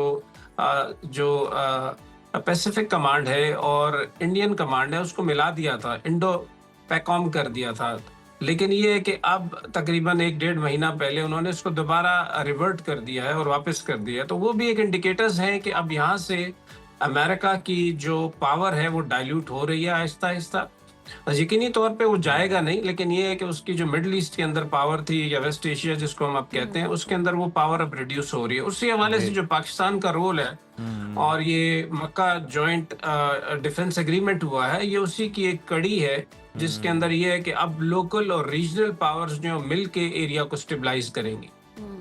बिल्कुल, आपने सही कहा कि जिस तरह से प्रेशर जो है वो बढ़ रहा है गल्फ के ऊपर भी, कि जो अमेरिकन बेसेस हैं, यहाँ पर जो अड्डे हैं, उन पर जो अटैक ईरान कर रहा है, तो उसकी वजह से बहुत सफ़र करना पड़ा उन ममालिक को भी। तो सर, ईरानी मुसल्लह अफ़वाज जो है, क्या आपको लगता है कि दबाव और बढ़ा रही है कि जिस तरह के बयानात आ रहे हैं कि अमरीकी अफवाज की सहूलतकारी पर दोबारा से खबरदार कर रहे हैं कि जनाब हमले हो सकते हैं। इसके साथ साथ बरतानवी अखबार का अगर रेफरेंस दें तो उनके मुताबिक तनाज़ा बढ़ने की सूरत में जो ईरान है, ये यूरोप में अमरीकी फौजी असासों को निशाना भी बना सकता है। आपके ख्याल में चलें, गल्फ में तो समझ आया, यूरोप तक भी क्या निशाना बनाया जा सकता है? वहां तक भी ये जंग फैल सकती है? देखें, बातों की हद तक तो बहुत सारी बातें हो रही हैं, जैसे कि अमेरिका ने, जैसे प्रेसिडेंट ट्रम्प ने कल बात की थी कि जो स्टेट ऑफ हुर्मुज़ है वो हमारे 100% कंट्रोल में है, और उन्होंने डिक्लेयर कर दिया कि ये अमेरिका का एक पार्ट है। तो ये इस तरह की बातें एक पॉलिटिकल गेन्स के लिए तो की जा सकती हैं, उसी तरीके से ईरान की तरफ से भी ये बातें होती हैं, लेकिन ईरान को ये यकीनी तौर पे पता है कि उससे अभी अपने जो दुश्मन है वो ज्यादा बढ़ाने नहीं है, बल्कि दोस्त ज्यादा अपनी साइड पे करने हैं। तो उस हवाले से मेरा नहीं ख्याल कि इस तरह की कोई हरकत हो सकती है, और शायद ये इस तरह का काम जरूर हो सकता है कि अब तमाम जो यूरोप है, बेसिकली अभी यूरोप की तरफ देखा जा रहा है कि यूरोप भी आके इसमें अपना हिस्सा डाले और इसको मसले को थोड़ा सा सॉर्ट आउट करे। तो शायद उस हवाले से ये बात हो रही हो। सही। अच्छा सर, अगर हम फाइनेंशियल टाइम्स के मुताबिक देखें तो ईरान ने अपने हुर्मुज़ से गुजरने वाली ज़ेरे समंदर फाइबर ऑप्टिक केबल्स में खलल डालने के मुमकिना तरीक़ों पर भी गौर किया है। तो क्या ईरान आलमी नेटवर्क सिस्टम को निशाना बना सकता है? उसमें इतनी कैपेसिटी है? जी, कैपेसिटी तो देखें बहुत है। उस हवाले से अभी जो यूएन की 2025 की एक रिपोर्ट आई थी, जिसके अंदर मैरीटाइम से रिलेटेड जो डेंजर्स हैं उनके अंदर अब उन्होंने सबमरीन केबल्स को भी डाला है, इसलिए कि सबमरीन केबल्स जैसे अभी डिजिटल शाहराह की तरह है, और अगर उसको टेम्पर किया जाता है तो ये जो कंट्रीज इनसाइड हैं उनके लिए बहुत बड़ा सेटबैक होगा, क्योंकि तमाम बैंकिंग, उनकी तमाम एयरपोर्ट्स, तमाम उनके सारे सिस्टम्स तो अभी हमारे नेट पे आ चुके हैं। तो अब मैनुअल्स तो सारे खत्म हो गए, और अगर किसी वजह से इनमें टेम्परिंग होती है तो उस वजह से तो ये पूरी इकोनॉमीज जो है वो घुटनों पे बैठ जाएंगी। तो उस हवाले से शायद ये एक थ्रेट के तौर पे दिया जा रहा है कि ताकि वो ख्याल रखें कि वो अमेरिका को सपोर्ट न करें और इस स्पेशली ईरान के खिलाफ वो कोई ऐसी हरकत ना करें। तो उस हवाले से एक और थ्रेट जनरेट किया ईरान ने। अच्छा सर, एक और डेवलपमेंट जो हुई है वो ये कि इसराइल ने, हमने देखा कि पहले लबनान पर बहुत ज़्यादा हमले किए, अब शाम पर भी हमले शुरू कर दिए गए हैं। आपके ख्याल में ये कार्रवाइयाँ खित्ते में किस कदर कशीदगी में इजाफे का बायस बन सकती हैं, और जो मुज़ाकरात या बैक चैनल पे जो कोई बातचीत चल रही है ईरान और अमेरिका के दरमियान, उसकी कामयाबी कितनी डिपेंडेंट है इस पर? देखिए, अगर 3 बड़े पिलर्स लिए जाए ना, जिसमें एक जो वॉर ऑन ऑल फ्रंट्स की बात की गई थी उसको खत्म किया जाएगा, दूसरा है न्यूक्लियर वाला, और तीसरा स्टेट ऑफ हुर्मुज़ जी। तो इनमें से सबसे बड़ा इफेक्ट जो बैड टेस्ट जनरेट किया है वो इजराइल ने किया है इस पूरे किस्से के अंदर। अभी भी आप देखें, तकरीबन 10 दिन पहले जो है बोर्ड ऑफ पीस ने एक पैसेज डेवलप किया था, एक स्टैंडर्ड ऑपरेटिंग प्रोसीजर के, जिसके अंदर हमास को कैसे डिसआर्म करना है उसके लिए एक अमेरिकन जर्नल को वहां पे लगाया गया था, ताकि वो इस सारे प्रोसेस को देखे। और जेरेड कुशनर भी गए थे वहां पे, नेतन्याहू से उन्होंने मुलाकात की थी, और उसके बाद कभी उम्मीद थी कि ये सिलसिला किसी एक समिट में बैठ जाएगा। लेकिन जैसे नेतन्याहू का ये एक वतीरा है कि वो ऐन वक्त के ऊपर ऐसा काम करते हैं जिससे कि तमाम सिलसिले जो है ना वो डीरेल हो जाते हैं। तो ये भी एक उसी समत में एक उन्होंने एक प्रेशर डाला है। और दूसरी बात ये है कि काफी अरसे से प्रेसिडेंट ट्रम्प कोशिश कर रहे थे कि सीरिया की तरफ से जो कुर्द्स हैं वो ईरान के ऊपर प्रेशर डालें, और दूसरा ये कि हिजबुल्लाह को वो लोग टैकल करें बैक साइड से, जिसके ऊपर जो सीरियन प्रेसिडेंट है उसने इसको माजरत की है। तो मेरे ख्याल में ये भी एक प्रेशर टैक्टिक्स है उनके ऊपर, ताकि उन्हें भी वॉर में घसीटा जा सके। सही। सही। अच्छा, इसके साथ साथ अमारात की जानिब से बैलिस्टिक मिसाइल दागने के इल्ज़ामात और तेहरान की तरदीद के बावजूद ईरान से तिजारत मुअत्तल करने के फैसले को आप कैसे देखते हैं? और ये फैसला सिफारती और अगर हम मुआशी लिहाज से देखें तो खलीजी ममालिक और ईरान के ताल्लुकात को किस रुख पर ले जा सकता है?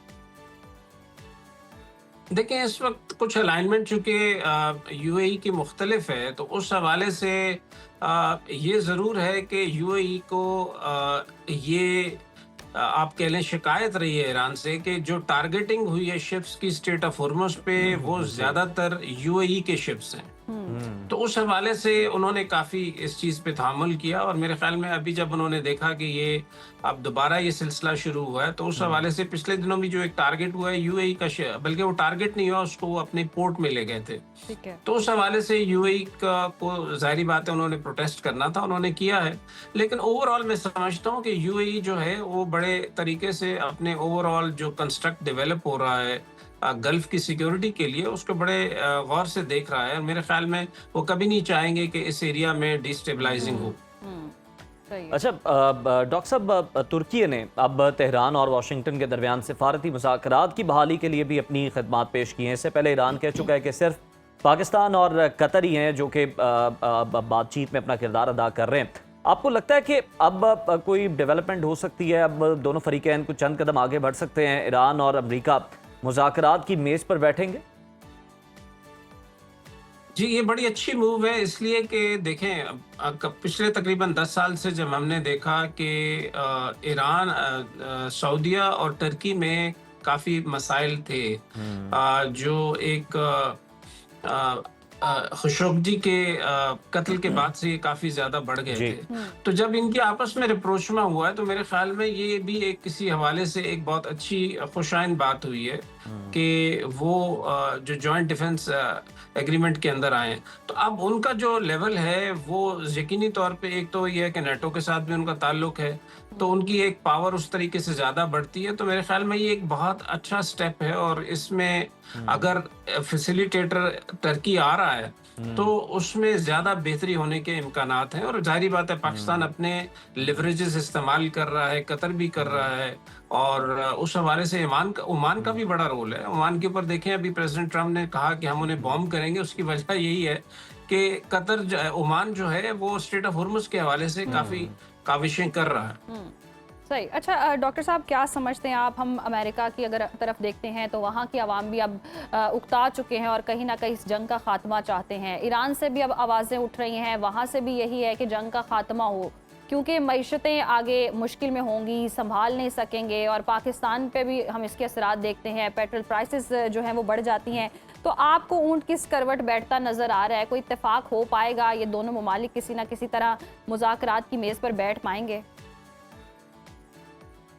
मैं ये समझता हूँ कि देखें, एक जो मसालियत की कोशिशें होती हैं उसके अंदर कुछ ऐसे पॉइंट्स आते हैं जहाँ पे एग्जिट लेना ज़रूरी होता है और फ़ायदेमंद होता है। जी। ईरान के लिए बड़ा ज़रूरी है, मैं समझता हूँ कि उनके जो अरबाब इख्तियार हैं या सियासी कायदीन हैं, कि अमेरिका के इलेक्शन से पहले अगर वो कोई डील करके इस चीज़ को किसी शर्त में बिठा लेते हैं तो बड़ा मुनासिब होगा, क्योंकि उसके बाद फिर जाहिर है कि वो अमेरिका एक डिफरेंट फोरम में आ जाएगा, तो उस हवाले से नुकसान शायद ज़्यादा होने का एहतमाल है। तो उस हवाले से ईरान के अंदर से भी ये जो साहिबुर राय लोग हैं वो इस बात का अंदिया दे रहे हैं कि हमें जल्द एक मुफाहमत की तरफ जाना चाहिए, अगरचे उसकी बेस वही होगी जो इस्लामाबाद डिक्लेरेशन था। डॉक्टर साहब, ये भी वजाहत कर दें, आपने बड़ा अच्छा लफ्ज यूज किया है, साहिबुर राय जो लोग हैं, ये भी जरा बता दें वो किस तरफ हैं, मतलब वो पॉलिटिकल लीडरशिप है ईरान की या फिर वो IRGC में है?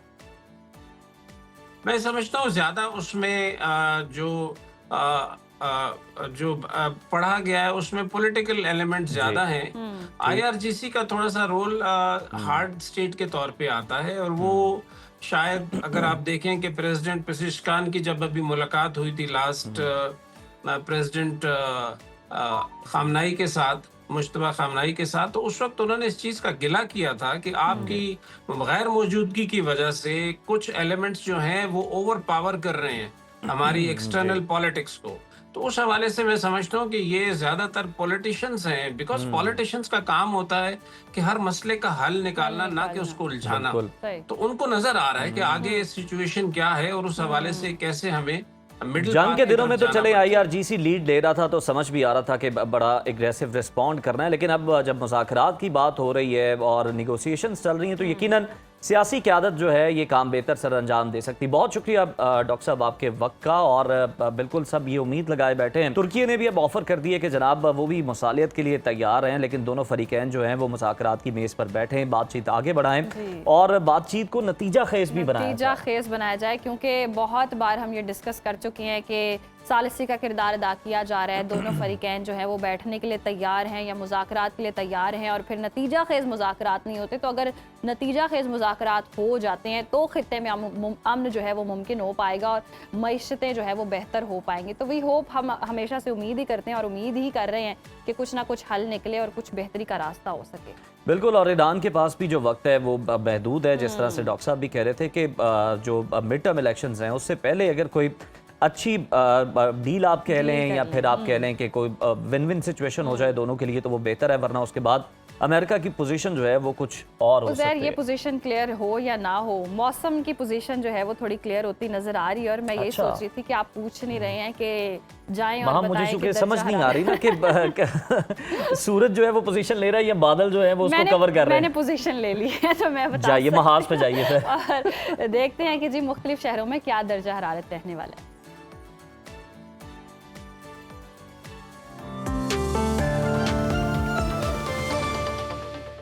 नाज़रीन, मुल्क के बेशतर इलाकों इस्लामाबाद, खित्ता पोठोहार, कश्मीर, शिमाल मशरकी पंजाब, गिलगित बल्तिस्तान और बालाई खैबर पख्तूनख्वा में तेज़ हवाओं और गरज चमक के साथ बारिश का इम्कान है। ताहम मुल्क के दीगर इलाकों में मौसम गर्म और मरतूब रहेगा। मुख्तलिफ शहरों में मौसम की क्या सूरत हाल रहेगी डिस्कस कर लेते हैं। सबसे पहले बात कर लेते हैं बुलंदो बाला पहाड़ों की सरजमीन गिलगित बल्तिस्तान की, जहां मतला जुज़वी अब्र आलूद रहने का इम्कान है और गिलगित में दर्जा हरारत 34 से 26 डिग्री के दरमियान रह सकता है, जबकि स्कर्दो में हम देख रहे हैं ज़्यादा से ज़्यादा टेम्परेचर है 31 और कम से कम 13 डिग्री तक जाने का इम्कान है। महकमा मौसमियात के मुताबिक आइंदा 24 घंटों के दौरान चंद मकामात पर तेज़ हवाओं और गरज चमक के साथ बारिश हो सकती है।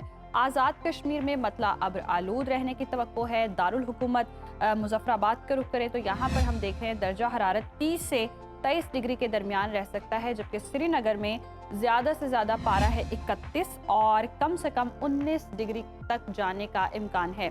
ताहम आइंदा 24 घंटों के दौरान तेज़ हवाओं और गरज चमक के साथ बारिश, जबकि चंद मकामात पर मूसलाधार बारिश हो सकती है। मेज़बानों की धरती खैबर पख्तूनख्वा का जिक्र कर लेते हैं। यहाँ पर हम देख रहे हैं सूबे के बेशतर अजला में मौसम गर्म और मरतूब, जबकि बालाई अजला में मतला जुज़वी अब्र आलूद रहने का इम्कान है। सूबाई दारुल हुकूमत पेशावर में जो दर्जा हरारत रहेगा वो है ज़्यादा से ज़्यादा 36 और कम से कम 26, जबकि सवात की बात करें, जैसे पाकिस्तान का स्विट्ज़रलैंड कहते हैं, यहाँ पर हम पारा देख रहे हैं 26 से 14 डिग्री के दरमियान। और दीर, सवात, कोहिस्तान, मालाकंड, शांगला, बडग्राम, बुनेर, खैबर बाजोड़, मोहम्मद, मानसहरा, एबटाबाद, पेशावर और कोहाट में तेज़ हवाओं और यहाँ भी गरज चमक के साथ बारिश के इम्कानात बताए जा रहे हैं। 5 दरियाओं की सरजमीन पंजाब के मौसम पर नज़र दौड़ाएं तो यहाँ पर हम देख रहे हैं जी मौसम गर्म और मरतूब रहने का इम्कान है। बागों के शहर लाहौर लिए चलते हैं आपको, और लाहौर में हम देख रहे हैं दर्जा हरारत ज़्यादा से ज़्यादा है 34 और कम से कम 26, जबकि शहर बेमिसाल इस्लामाबाद का रुख करें तो यहाँ पर हम देख रहे हैं मैक्सिमम टेम्परेचर है 32 और मिनिमम 25 डिग्री तक जाने की तवक्को है, जबकि मुल्तान में ज़्यादा से ज़्यादा दर्जा हरारत 40 है और कम से कम 30 डिग्री तक रह सकता है। और महकमे मौसमियात के मुताबिक आइंदा 24 घंटों के दौरान रावलपिंडी, मरी, गलियात, अटक, चकवाल, जहलुम, गुजरावाला, हाफिजाबाद, मंडी बहाउद्दीन, सियालकोट, नारोवाल, शेखुपुरा, मियाँवाली, खुशाब और फैसलाबाद में तेज़ हवाओं और यहाँ भी गरज चमक के साथ बारिश हो सकती है, जबकि इसी दौरान चंद मकामात पर मूसलाधार बारिश भी हो सकती है। अब बात कर लेते हैं बलूचिस्तान के मौसम की। यहाँ पर हम देख रहे हैं सूबे के बेशतर अजला में मौसम गर्म और मरतूब रहने की तवक्को है। कोयटा की बात करें तो कोयटा में ज़्यादा से ज़्यादा पारा रहेगा 36 और कम से कम 19 और महकमे मौसमियात के मुताबिक रात में योब, बारखान और गिरदोनवाह में तेज हवाएं चलने का इम्कान है। आखिर में जी बात कर लेते हैं वादिय मेहरान यानी कि सूबा सिंध की। यहाँ पर सूबे के जो बेशतर अजला हैं वहाँ मौसम गर्म और मरतूब रहने का इम्कान है, जबकि शहर कायद कराची की अगर हम बात करें तो यहाँ पर दर्जा हरारत 33 से 27 डिग्री के दरमियान रह सकता है और हैदराबाद में मैक्सिमम टेम्परेचर है 38 और मिनिमम 27 डिग्री तक जाने की तवक्को है, जबकि जनूबी इलाकों में मतला जुज़वी अब्र आलूद रहने का इम्कान है।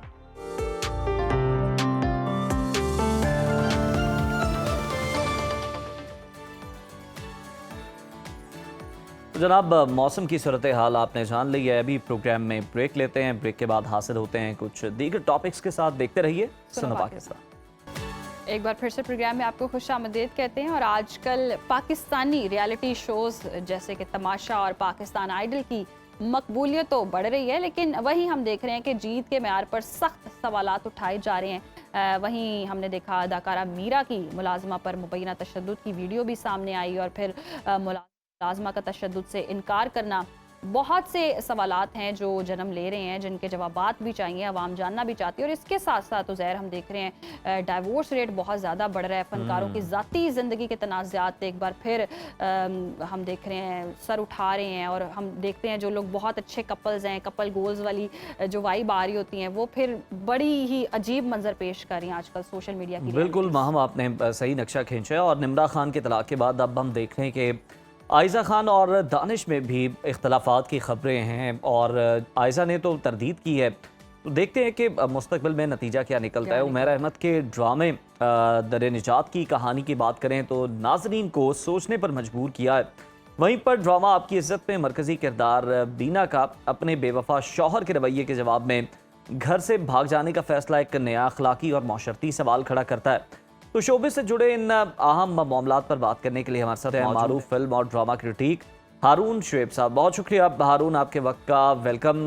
पाकिस्तान रियलिटी शोज जैसे तमाशा, पाकिस्तान आइडियल में जीत के म्यार पर जो सवालात उठाए जा रहे हैं सोशल मीडिया पर, आप किस हद तक मुत्तफिक हैं? आपको क्या लगता है कि इन सवालात में से कौन से हकीकत के ज़्यादा करीब हैं? देखिए उज़ैर, मैं जो हूँ वो इन दोनों रियलिटी शोज को बिल्कुल एक साथ कैटेगराइज नहीं करूँगा। अच्छा। जबकि तमाशा में आप देखते हैं कि जीत का तो खैर कोई मेयार है ही नहीं।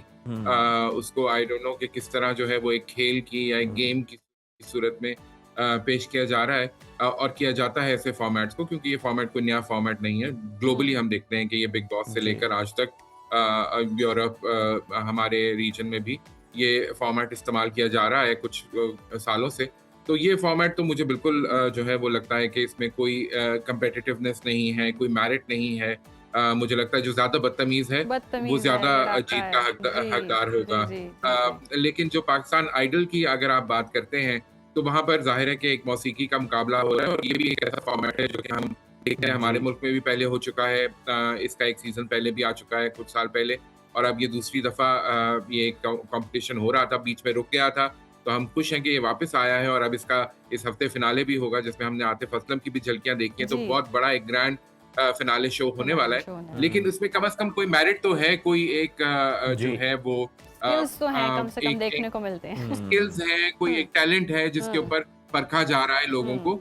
सिर्फ ये नहीं है कि जी वो कौन कितना बदतमीज हो सकता है, कौन कितना शोर शराबा डाल सकता है, कौन कितनी ज्यादा जो है कौन वो कितना कंट्रोवर्शियल हो और इस शो का पार्ट बनाया जाए ताकि शो को पॉपुलर बनाया जाए, फिर वहां से रेटिंग ली जाए। मेरे ख्याल से कुछ यही देखिए अरुण, सिमिलैरिटी तो है ना। एक तरफ वो देख रहे हैं कि सुरीले हैं और एक तरफ वो देख रहे हैं कि कौन ज्यादा चीखता है। मैंने कहा ये भी जहरीले हैं, कौन ज्यादा जहरीला है। सुरीले और जहरीले के दरमियान मुकाबला हो रहा है।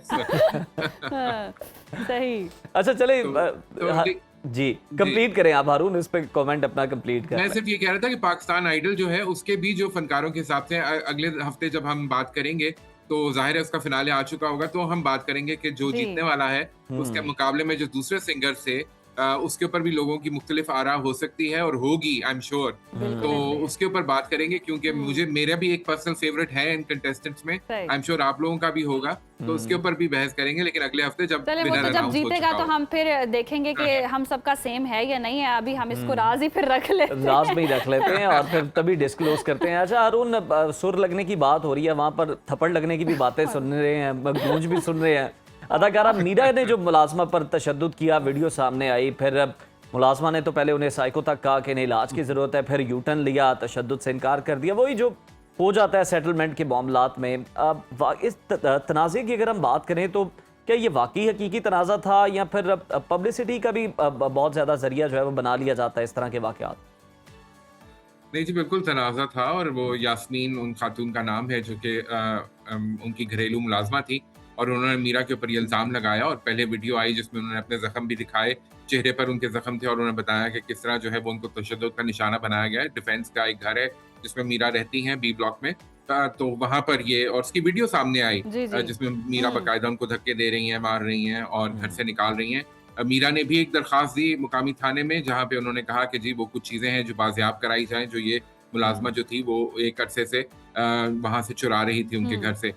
उसके बाद जाहिर है कि सेटलमेंट हो गई, और मुलाजमा ने भी वो वीडियो दोबारा जारी की जिसमें उन्होंने कहा कि जी ये सब एआई का कमाल है, और बाजी तो बहुत अच्छी हैं। तो बाजी से हम ये कहेंगे कि ठीक है बाजी, आपकी सेटलमेंट हो गई, आपने ज़ाहिर है मुलाजमा को कुछ दे दिला दिया होगा, माफी मांग ली होगी, अच्छा, और अच्छी बात है। मीरा जी को चोरी पर इख्तलाफात नहीं होने चाहिए, क्योंकि मीरा जी के बारे में भी कुछ ऐसी खबरें आती हैं जहाँ जाती है मेकअप डिपार्टमेंट से फाउंडेशन उठा लेती है, बेस उठा लेती है। हमने भी ऐसी चीजें देख रखी है, वार्डरोब चली जाती है। मैंने खुद इन बड़ी एक्ट्रेसेस के साथ जब हम प्रोजेक्ट्स करते रहे हैं तो हमने देखा है कि अक्सर वार्डरोब के कपड़े वापस नहीं आते जो इनको दे दिए जाते हैं। तो इस तरह के मामला चलते रहते हैं, लेकिन उनको जाहिर है कि एक जो है वो एमिकेबल तरीके से रिजॉल्व कर लेना चाहिए, और मीरा ने यही किया। लेकिन मुझे हंसी इस बात पे आई कि मीरा की ये एआई वीडियो वाली जो कहानी है ना ये बहुत अब जो है ना ये प्लॉट घिस गया है। तो ये घिसा पिटा प्लॉट दोबारा से उन्होंने चलाने की कोशिश की कि ये वीडियो एआई थी। तो एआई जो है वो सब कुछ करती है, वो मीरा की वीडियोस बार बार बनाकर क्यों जो है वो डाल देती है। मुझे ये नहीं समझ में आ रही कि हारून आप इसी वीडियो तक महदूद रहें तो ज्यादा बेहतर है। देखें, छोड़े एआई या वीडियो या जो भी है, अब दोनों हंसी खुशी रहने लगे हैं, तो क्या प्रॉब्लम क्या है आपको, क्यों जेलस है आप? नहीं, मैं बिल्कुल, मुझे कोई प्रॉब्लम नहीं। अच्छा, यास्मीन और मीरा की जोड़ी जो है वो बड़े अरसे से थी और बनी रहे, लेकिन ये कि मीरा को अपने गुस्से पे काबू रखना चाहिए, और यास्मीन को भी जो है वो घर को घर समझना चाहिए। मीरा को गुस्से पे काबू रखना चाहिए और यास्मीन को हाथ पे। और क्योंकि इस तरह की चीजें हम यहाँ बैठकर जस्टिफाई नहीं होती हैं कि अगर ठीक है जी सॉर्ट हो गया सारा मामला, पर वो जो तशद्दुद किया गया इस तरह से और बड़ी चीज़ों को हवा मिलती है, मुलाजमीन पर फिर इस तरह से तशद्दुद किया जाता है, इस तरह के वाक़यात फिर बढ़ना भी शुरू हो जाते हैं। तो इस पर कंट्रोल होना चाहिए। कोई कानूनी रास्ता ठीक है वो अपनाती, अपनी चीज़ें बाजियाब करवाती, लेकिन थप्पड़ मारना कोई जस्टिफिकेशन, और एआई वाली जिस तरह से आप बात कर रहे हैं, चलें ये तो एक अलग मामला है, सॉर्ट हो गया है। अब जो दूसरा मामला है वो जरा हमें बताएं, ये सॉर्ट हो सकता है या तनाज़ा है? $1 बिलियन डॉलर क्वेश्चन है। आयजा खान और दानिश तैमूर के बारे में जो खबरें गर्दिश कर रही हैं, अफवाहें हैं, वो अफवाहें ही हैं या वाकई कुछ झलक नजर आ रही है उनकी सेपरेशन की? देखिए, धुआं तो वहीं से उठता है जहाँ कुछ चिंगारी होती है आग में।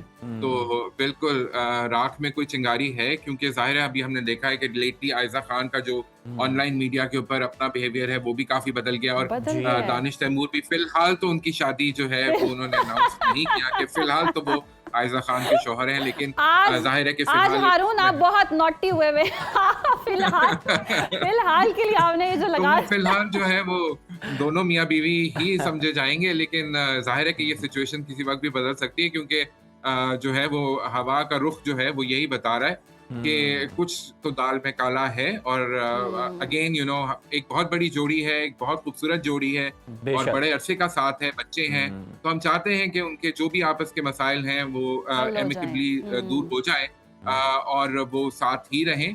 लेकिन जाहिर है कि हर इंसान को अपनी जिंदगी का रुख खुद मुतय्यन करने की आज़ादी होनी चाहिए। तो अगर वो ये समझते हैं कि बेहतरी इसमें है कि वो अलग हो जाए तो भी बेहतर है। लेकिन ये मीडिया में बहुत खबर गर्दिश कर रही है, इंडियन मीडिया ने इसको बहुत वाइडली कवर किया। मैं कल भी एक रिपोर्ट देख रहा था, उनके चैनल ने बाकायदा ब्रेकिंग न्यूज के तौर पर ये खबर चलाई कि जी आयजा खान और दानिश की आपको पता है मकबूलियत, उनके ड्रामों के अक्सर व्यूज तो सरहद के उस पार से ही आते हैं, वहाँ वो बड़े मकबूल हैं जनाब। तो दानिश की जो फैन फॉलोइंग है वो ये सुनकर कुछ तो उनके जाहिर है कि डिस्टर्ब भी हुए होंगे, लेकिन कुछ लड़कियां खुश हुई होंगी कि दोबारा सिंगल और ऑन द मार्केट हैं दानिश तैमूर।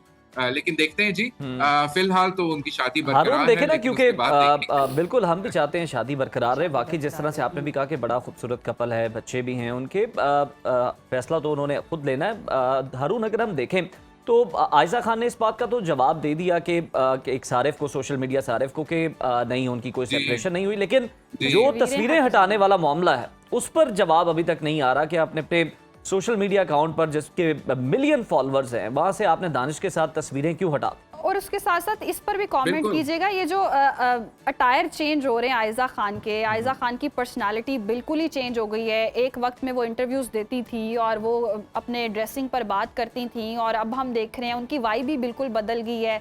तो कुछ ऐसी चीजें भी हो सकती हैं। बिल्कुल ऐसे ही होता है, और आपको पता ही है वहां कि जब जाहिर है कि इंसान के अंदर एक गुस्सा होता है। आयजा ने बहुत अरसे जो है वो दानिश के असूलों के तहत जिंदगी गुजारी है, और हम जानते हैं कि दानिश एक कंजर्वेटिव फैमिली से आते हैं, और उन्होंने जाहिर है कि उसी तरह अपनी बाउंड्रीज डिफाइन की हुई थी जिसके अंदर रहकर आयजा काम कर रही थी। अब वो एक फिल्म भी कर रही हैं, हमें पता है कि फवाद खान के साथ, तो जाहिर है कि उन्होंने बिल्कुल अपना एक इमेज चेंज किया है अपना, और हमने देखा कि वो अटायर के थ्रू भी नजर आ रहा है, वो उनकी सोशल मीडिया के ऊपर पोस्ट जो है और जो प्रोफाइल्स हैं उसके अंदर भी नजर आ रहा है। तो जाहिर है, जैसा मैंने कहा कि कुछ ना कुछ तो है जिसकी पर्दादारी है, लेकिन वो कुछ ही दिनों में सामने आ जाएगा मामला जो भी है। बिल्कुल ठीक है हारून, और देखते हैं कि इसमें क्या फैसला होता है, जो भी हो अच्छा हो। अच्छा हारून, उमैरा अहमद के ड्रामे की बात कर लें। दर निजात की कहानी बहुत ही पुरअसर है, और बगैर कुछ कहे राइटर ने जी माशरे को क्या पैगाम दिया है, क्या आप रीड कर पाए? देखिए जी, मैं बिल्कुल ड्रामे के साथ हम सब जुड़े हुए हैं। ड्रामा बहुत खूबसूरत है, खूबसूरत तरीके से पेश किया जा रहा है कहानी को। उमैरा अहमद के हर ड्रामे में और हर स्क्रिप्ट में एक ना एक मैसेज जरूर होता है। तो इस ड्रामे में भी हम देख रहे हैं कि किस तरह आजकल की, जिसको हम जेन जी कहते हैं ना जी आजकल, और या आजकल की जनरेशन जो है उसके मसाइल कुछ थोड़े से मुख्तलिफ हो गए हैं। यहाँ लड़के लड़कियों के दरमियान आज़ादाना दोस्ती भी हम देखते हैं कि होती है हमारे माशरे में, ख़ासतौर पे अपर मिडिल क्लास और अपर क्लास फैमिलीज़ के अंदर। तो वहाँ वो हम देखते हैं कि ज़रियाब और जिमल की जो दोस्ती है वो एक नया रुख इख्तियार कर गई है। और दादी ने जिस तरह पोती को देखा है जब वो रात गुजार कर वापस आई है, और जिस तरह उसने आकर अपना चेहरा धोया है, और जिस तरह की उसके अंदर इस तरह भी कैफियत नज़र आ रही है, उससे बहुत कुछ जो है बगैर बताए उमैरा अहमद ने डिपिक्ट कर दिया है। और नाज़रीन उसी के ऊपर बात कर रहे हैं कि ये जो रिश्ते होते हैं मोहब्बत के बीच में, इंसान कई दफ़ा जो है वो ऐसी गलतियां कर बैठता है जो बाकी की फिर आने वाली ज़िंदगी पर बहुत गहरे असरात जो है वो डाल देती हैं।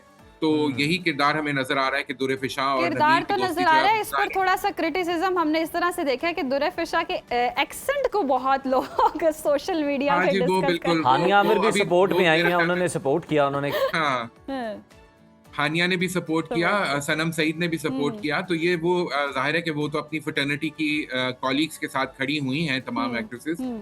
लेकिन दुरे फिशा के जो एक्सेंट की बात हम पहले पिछले हफ्ते भी हमने की थी, उनकी एक्टिंग के हवाले से और उनके एक्सेंट के हवाले से लोग जो हैं वो बहुत बातें कर रहे हैं। लेकिन मेरे ख्याल में जाहिर है अगेन वो एक एक्टर की इंटरप्रिटेशन हो सकती है, और उसके ऊपर हम सब अपनी अपनी राय दे सकते हैं। लेकिन इससे कोई बहस नहीं है कि दुरे फिशा एक जानी मानी एक्ट्रेस हैं, अब वो अपना मुकाम बना चुकी हैं। उन्होंने बहुत से किरदार और बहुत से सीन्स ऐसे किए हैं जहां उनकी अदाकारी बहुत भरपूर अंदाज में नजर आई है कि वो एक बहुत अच्छी अदाकार है। अच्छा, अगला ड्रामा डिस्कस कर लें। जी आपकी इज्जत में बीना अपने शौहर की बेवफाई और बेरुखी का बदला लेने के लिए घर से भाग जाती है। तो क्या टीवी स्क्रिप्ट्स में ड्रामाई मोड़ लाने के लिए मौशरती और इखलाकी इक़दार को अब हम देख रहे हैं कि पसे पुश्त डाला जा रहा है? यही कुछ होगा, और यही क्या ऑडियंस देखना चाह रही है, यही इनकी स्ट्रेटजी है?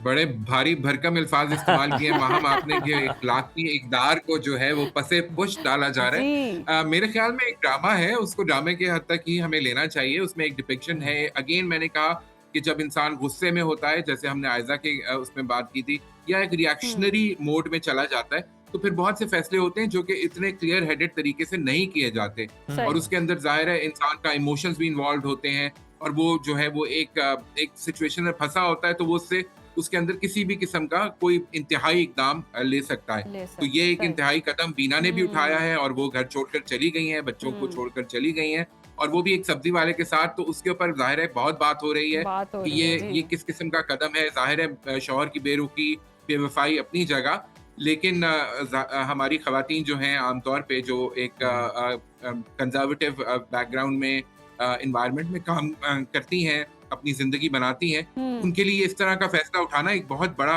सवालिया निशान है। लेकिन मेरे ख्याल में ये मर्दों के भी सोचने की बात है कि घर की खवातीन को इतना तंग ना करें कि वो इस किस्म के इंतहाई इकदाम उठाने पे मजबूर हो जाएं।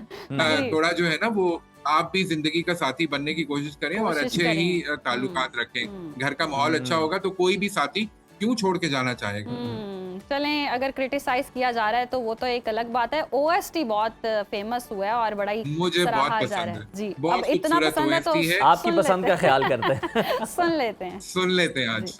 जबरदस्त जी। हारून, तो इस ओएसटी को अब डिस्कस कर लेते हैं।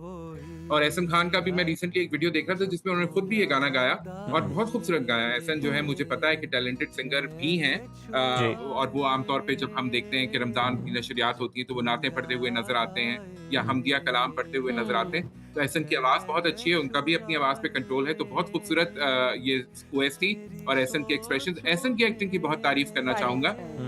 अभी बल्कि हमने एक स्टेटमेंट सुनी भी कि एहसन जो है वो आहिस्ता आहिस्ता उस मुकाम तक पहुँच गए हैं जहाँ नुमान इजाज हमारे जो ऑफ कोर्स एक्टिंग के हवाले से एक स्टैंडर्ड सेट कर चुके हैं, वहाँ तक एहसन पहुँच रहे हैं। तो इस हवाले से मैं भी ज़रूर यही कहूँगा कि एहसन की एक्टिंग वाकई बहुत अच्छी है। इतने सालों से हम एहसन को देख रहे हैं और हमारे सामने उनका करियर है, चाहे वो ड्रामा पाकिस्तान टेलीविज़न से उनका सफ़र शुरू हुआ और फिर अब जो है वो इतने बड़ा पोर्टफोलियो उनका, लेकिन हमेशा एहसन ने मुतासिर किया है। और मुझे लगता है कुछ लोग होते हैं जो कि उम्र अपने फेवर में लिखवा कर आते हैं, तो एहसन भी उन्हीं लोगों में से हैं। वो चाहते हैं तो वो एक बड़ी उम्र के किरदार के भी फिट हो जाते हैं और यंगस्टर जब बनना चाहते हैं। तो इसी ड्रामे में आप देखिए बैक एंड फोर्थ उनका माजी, जब वो एक कॉलेज स्टूडेंट बने हुए हैं और अब जो जिस तरह वो एक सियासतदान बने हुए हैं और 2 बच्चों के बाप हैं, तो ये दोनों किरदार बड़ी खूबसूरती से निभा रहे हैं। बिल्कुल, उनका किरदार जो है वो हमें हारून बड़ा मुतासिर कर रहा है, लेकिन ड्रामे में एहसन को जो है सब्जी वाले ने मुतासिर किया हुआ है। खैर अपनी जगह मुतासिरीन में शामिल है। आप हारून लास्टली हमें ये बता दें कि आपके ख्याल में जिस तरह से हम कह रहे हैं कि दोनों जानिब का नैरेटिव होता है, जिसे दिखाने की कोशिश की जा रही होती है, मतलब एहसन खान पे पहले ही तनकीद हो रही थी, लेकिन उनकी बीवी ने जो कदम उठाया फिर लोग जो हैं वो उन्हें क्रिटिसाइज करना शुरू हो गए। आपके ख्याल में ओवरऑल अगर हम देखें तो पाकिस्तानी शोबिज़ इंडस्ट्री को अपने स्टैंडर्ड को बेहतर बनाने के लिए किस डायरेक्शन में काम करने की ज़्यादा ज़रूरत है? मेरे ख्याल में तो जी कहानियाँ अच्छी आएंगी तो पाकिस्तान की जो ड्रामा इंडस्ट्री है वो और ज़्यादा मजबूत होगी। हमारा स्ट्रेंथ हमेशा से अच्छी कहानियों पे, अच्छे स्क्रिप्ट पे रहा है। हमने देखा है कि हमारे बहुत सादे ड्रामे, अगर आप आज पुराने ड्रामे धूप किनारा या तन्हाइयाँ या उससे पहले अनकही या अंधेरा उजाला या दूसरे तीसरे जो भी ड्रामे आप उठाकर देख लें, इंतहाई सादा प्रोडक्शन है। उसके मुकाबले में आप देखें इंडिया की प्रोडक्शंस कितनी बड़ी ग्रैंड होती हैं, उनके अंदर कितना ज़्यादा टेक्निकली वो शायद बेहतर होती हो, प्रोडक्शन वैल्यू बेहतर होती हो, लेकिन हमारी जो खूबसूरती और हमारी जो चीज़ जो ऑडियंस को अपने साथ चक्कर लेती है और आज भी हमारा ड्रामा मकबूल रहता है, वो उसका स्क्रिप्ट है। तो मैं अपने स्क्रिप्ट राइटर से कहूंगा कि वो प्लीज मेहनत करें, अच्छी कहानियां लेकर आएं, कहानियां ऐसी जो व्यूअर्स को अपने साथ जोड़ें, उनको अपनी जिंदगी का हिस्सा लगें और अपने साथ रिलेटेबल लगें। तो वो कहानियां जो है वही हमारी स्ट्रेंथ रही है, वही हमारी स्ट्रेंथ रहनी चाहिए। जब तक वो हमारा ड्रामा अपनी ये यूएसपी यूनिक सेलिंग पॉइंट पकड़ के रखेगा और उसको नहीं, उसके ऊपर कॉम्प्रोमाइज नहीं करेगा, तब तक इंशाल्लाह हमारा ड्रामा जो है दरिया को कूजे में बंद किया। ये जो स्क्रिप्ट राइटिंग वाली बात की है ना, ये बेहतर हो जाए, निखर जाए तो हर चीज़ बेहतर हो सकती है। बहुत शुक्रिया आपके वक्त का। और वाकई जी ड्रामा तो बहुत हैं ही और किरदार भी बहुत अच्छे हैं। कहीं क्रिटिसाइज किया जा रहा है, कहीं सराहा जा रहा है और कहीं जो रियलिटी शोज हैं वहाँ भी बहुत ज़्यादा। बिल्कुल, ये आपने सही कहा, स्क्रिप्ट राइटिंग अच्छी हो जाए तो फिर बहुत सी खामियां पसे पुश जो हैं वो ऑटोमेटिकली चली जा रही हैं। खैर, ये लिखाने की बातें हो रही हैं तो जनाब मस्तूई ज़हानत के रोज़ रोज़ बढ़ते हुए इस्तेमाल ने जहाँ हमारी ज़िंदगियों को आसान बनाया, वहीं अब ये जानना भी इंतहाई मुश्किल और चैलेंजिंग भी होता जा रहा है कि कोई तहरीर किसी इंसान ने लिखी है या फिर मसनूई जहानत की मदद से तैयार की गई है। आपको इस तरह की तहरीर में कोई एग्जाम्पल याद हो तो? बहुत ऐसी तहरीरें हैं जो एआई से ही लिखवाई जाती हैं और फिर बस एआई जैसा लिख देता है वैसा ही फिर छप भी जाता है। तो ये अब टेक्नोलॉजी कंपनियों की तरफ से ऐसे तरीके मुतारिफ जनाब करवाए जा रहे हैं जिनके ज़रिए अब ये पता लगाया जा सकता है कि ये आपने खुद से लिखी है या फिर एआई की खिदमत हासिल की हैं। तो मारूफ एआई कंपनी ने इस हवाले से अपने जो मॉडल्स तैयार किए हैं, हर मतन में देखा जाए तो एक पोशीदा वाटर मार्किंग शामिल करने की तैयारी है और ये पैटर्न आम देखने वाले को नज़र नहीं आएगा, ताहम मखसूस डिटेक्टर्स के ज़रिए इस बात का अंदाज़ा लगाया जा सकेगा कि क्या ये स्क्रिप्ट एआई से तैयार किया गया है या फिर नहीं। चलें, फाइनली इसका तोड़ निकल आया और इस जदीद वाटर मार्किंग टेक्नोलॉजी की ज़रूरत इसलिए भी शिद्दत से महसूस की जा रही है क्योंकि हमने देखा है यूरोपीय यूनियन के एआई एक्ट के तहत अब ये कानूनी तौर पर लाजमी करार दिया जा रहा है कि एआई से तैयार करदा मवाद की वाज़े और शफाफ निशानदही की जाए। और इस मॉडल के अलावा गूगल के जेमिनाई में भी इससे मिलती जुलती टेक्नोलॉजी मौजूद है, जबकि ओपन एआई भी चैट जीपीटी के लिए इस पर काम कर रहा है। ताहम माहिरीन ने इस हवाले से खबरदार किया है कि अगर किसी इंसान के लिखे गए ड्राफ्ट को एआई सिर्फ फॉर्मेट या एडिट करे तो भी इसमें वाटरमार्क शामिल हो सकता है। इसलिए किसी भी डिटेक्टर को 100% हतमी और आखिरी सबूत तस्लीम नहीं किया जा सकता, बट ये एक अच्छा इकदाम है अगर हो जाए क्योंकि बहुत सारे स्टूडेंट्स जो हैं अपनी असाइनमेंट्स तक जो हैं वो चैट जीपीटी से लिखवाते हैं, करवाते हैं, एआई की मदद लेते हैं। इंसानी जो स्किल्स हैं, जो इंसानी ब्रेनस्टॉर्मिंग है, मुझे लगता है वो कहीं ना कहीं खत्म होता जा रहा है मामला और अब बस हम एआई पे ही रिलाई कर रहे हैं। तो थोड़ा सा अपने स्किल्स को भी बेहतर करने की हम ऑलरेडी हम देख रहे हैं कि यूनिवर्सिटीज़ में आपको पता है रिसेंटली मेरी एमफिल की भी जो डिग्री है उसमें भी जहाँ पर दूसरा चेकिंग की गई है वहाँ पे एआई का कंटेंट भी जो है वो चेक किया जाता है कि ये कितना एआई से मदद ली गई है। तो बहुत अच्छा है कि कम से कम रियलाइजेशन हो सके, पता चल सके कि किसी की अपनी इसमें कितनी कोशिश काविश जो है वो शामिल है, एफर्ट शामिल है और एआई का कितना किरदार है। तो जनाब अब तो सब कुछ जो है वो पता चलने वाला ही, राज खुलने वाला इतने राज नहीं खोलते। ब्रेक ले लेते हैं, देखते रहिए सुनो पाकिस्तान। नाज़रीन, खून का अतिया देना एक अजीम काम है क्योंकि आपके खून का सिर्फ एक यूनिट कई ज़रूरतमंद मरीजों की ज़िंदगी बचा सकता है। लेकिन माहिरीन के मुताबिक हर शख्स खून अतिया करने का अहल नहीं होता। एक मुकम्मल सेहतमंद इंसान खून दे सकता है। आमतौर पर मर्द हर 3 माह बाद और ख़वातीन हर 4 माह बाद खून का अतिया दे सकती हैं। तिब्बी माहिरीन के मुताबिक खून लेने से पहले अतिया देने वाले शख्स की मुकम्मल medical history, haemoglobin, blood pressure, नब्ज़ और जिस्मानी दर्जा हरारत का मुआयना किया जाता है। अगर सपोज़ किसी ने टैटू बनवाया हो जिसमें शदीद खून की कमी हो या कोई पुरानी और पेचीदा बीमारी लाहक हो तो उन्हें खून देने से रोक दिया जाता है। इसके अलावा प्रेग्नेंट ख़वातीन, ऑपरेशन करवाने वाले अफराद या किसी बीमारी की मुसलसल मेडिकेशन पर रहने वाले और वैक्सीनेशन करवाने वाले लोग भी कुछ अरसे के लिए खून अतिया नहीं कर सकते हैं। और माहिरीन का कहना है कि खून देने का इरादा रखने वालों के लिए ये ज़रूरी है कि वो खाली पेट हरगिज़ ना जाएं, बल्कि खून देने से 2 से 3 घंटे पहले हल्की और आयरन से भरपूर ग़िज़ा खाएं और मुनासिब मिक़दार में पानी पिएं और रात को मुकम्मल नींद लें। और इसी तरह खून देने के बाद भी फ़ौरन भारी वर्जिश या सिगरेट नोशी से परहेज़ करें और ताज़ा जूस या नारियल का पानी इस्तेमाल करें ताकि जिस्म में जो ताकत और पानी की मिकदार है वो मुतवाज़न रहे। और अगर चक्कर या कमज़ोरी महसूस हो तो कुछ देर आराम करें।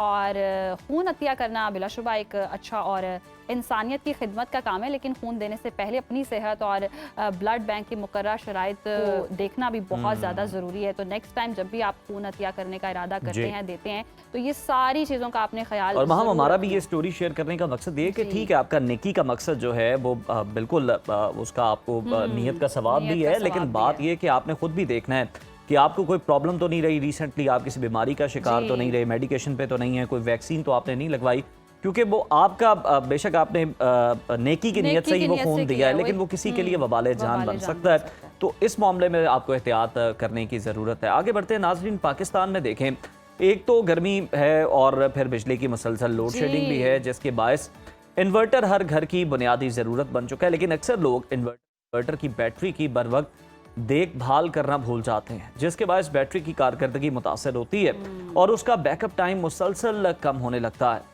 माहिरीन ये कहते हैं कि बैटरियों में वक्त के साथ साथ पानी कम होता रहता है और अगर इन्वर्टर का इस्तेमाल ज़्यादा हो तो हर 2 से 3 माह बाद इसके पानी की सतह आपको ज़रूर चेक करनी चाहिए। और अगर आपको फील हो कि इन्वर्टर पहले के मुकाबले में बैकअप अब कम दे रहा है या बैटरी गैर मामूली तौर पर हीटअप हो रही है, तो फ़ौरन पानी का जो लेवल है वो चेक करें। और पानी की सतह हमेशा बैटरी पर दी गई कम और ज़्यादा की मुकर्ररा हद के दरमियान में ही होनी चाहिए। जी, और जितनी लोड शेडिंग हो रही है ये खबर तो बहुत ज़्यादा इम्पॉर्टेंट है। और यहाँ ये बात जहन में रखना उससे भी ज़्यादा ज़रूरी है कि बैटरी में कभी भी ज़रूरत से ज़्यादा पानी ना भरें।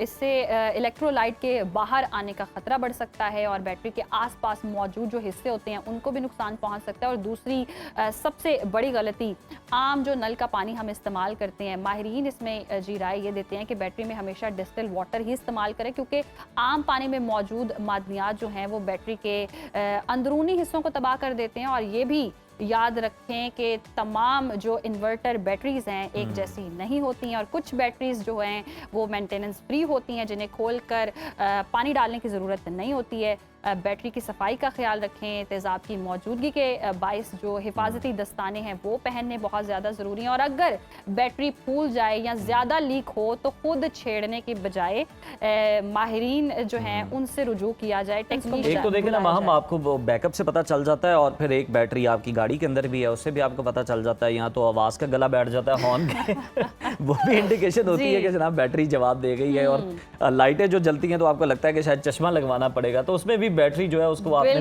बड़ा तो ये सारी एहतियात पे आपने नजर रखनी है और खुद की भी हिफाजत करनी है, बैटरीज की हिफाजत करनी है और गर्मी से भी बचना है। आज के प्रोग्राम से फिलहाल इतना ही, कल फिर मुलाकात होगी। हमें दीजिए इजाजत। अल्लाह हाफ़िज़।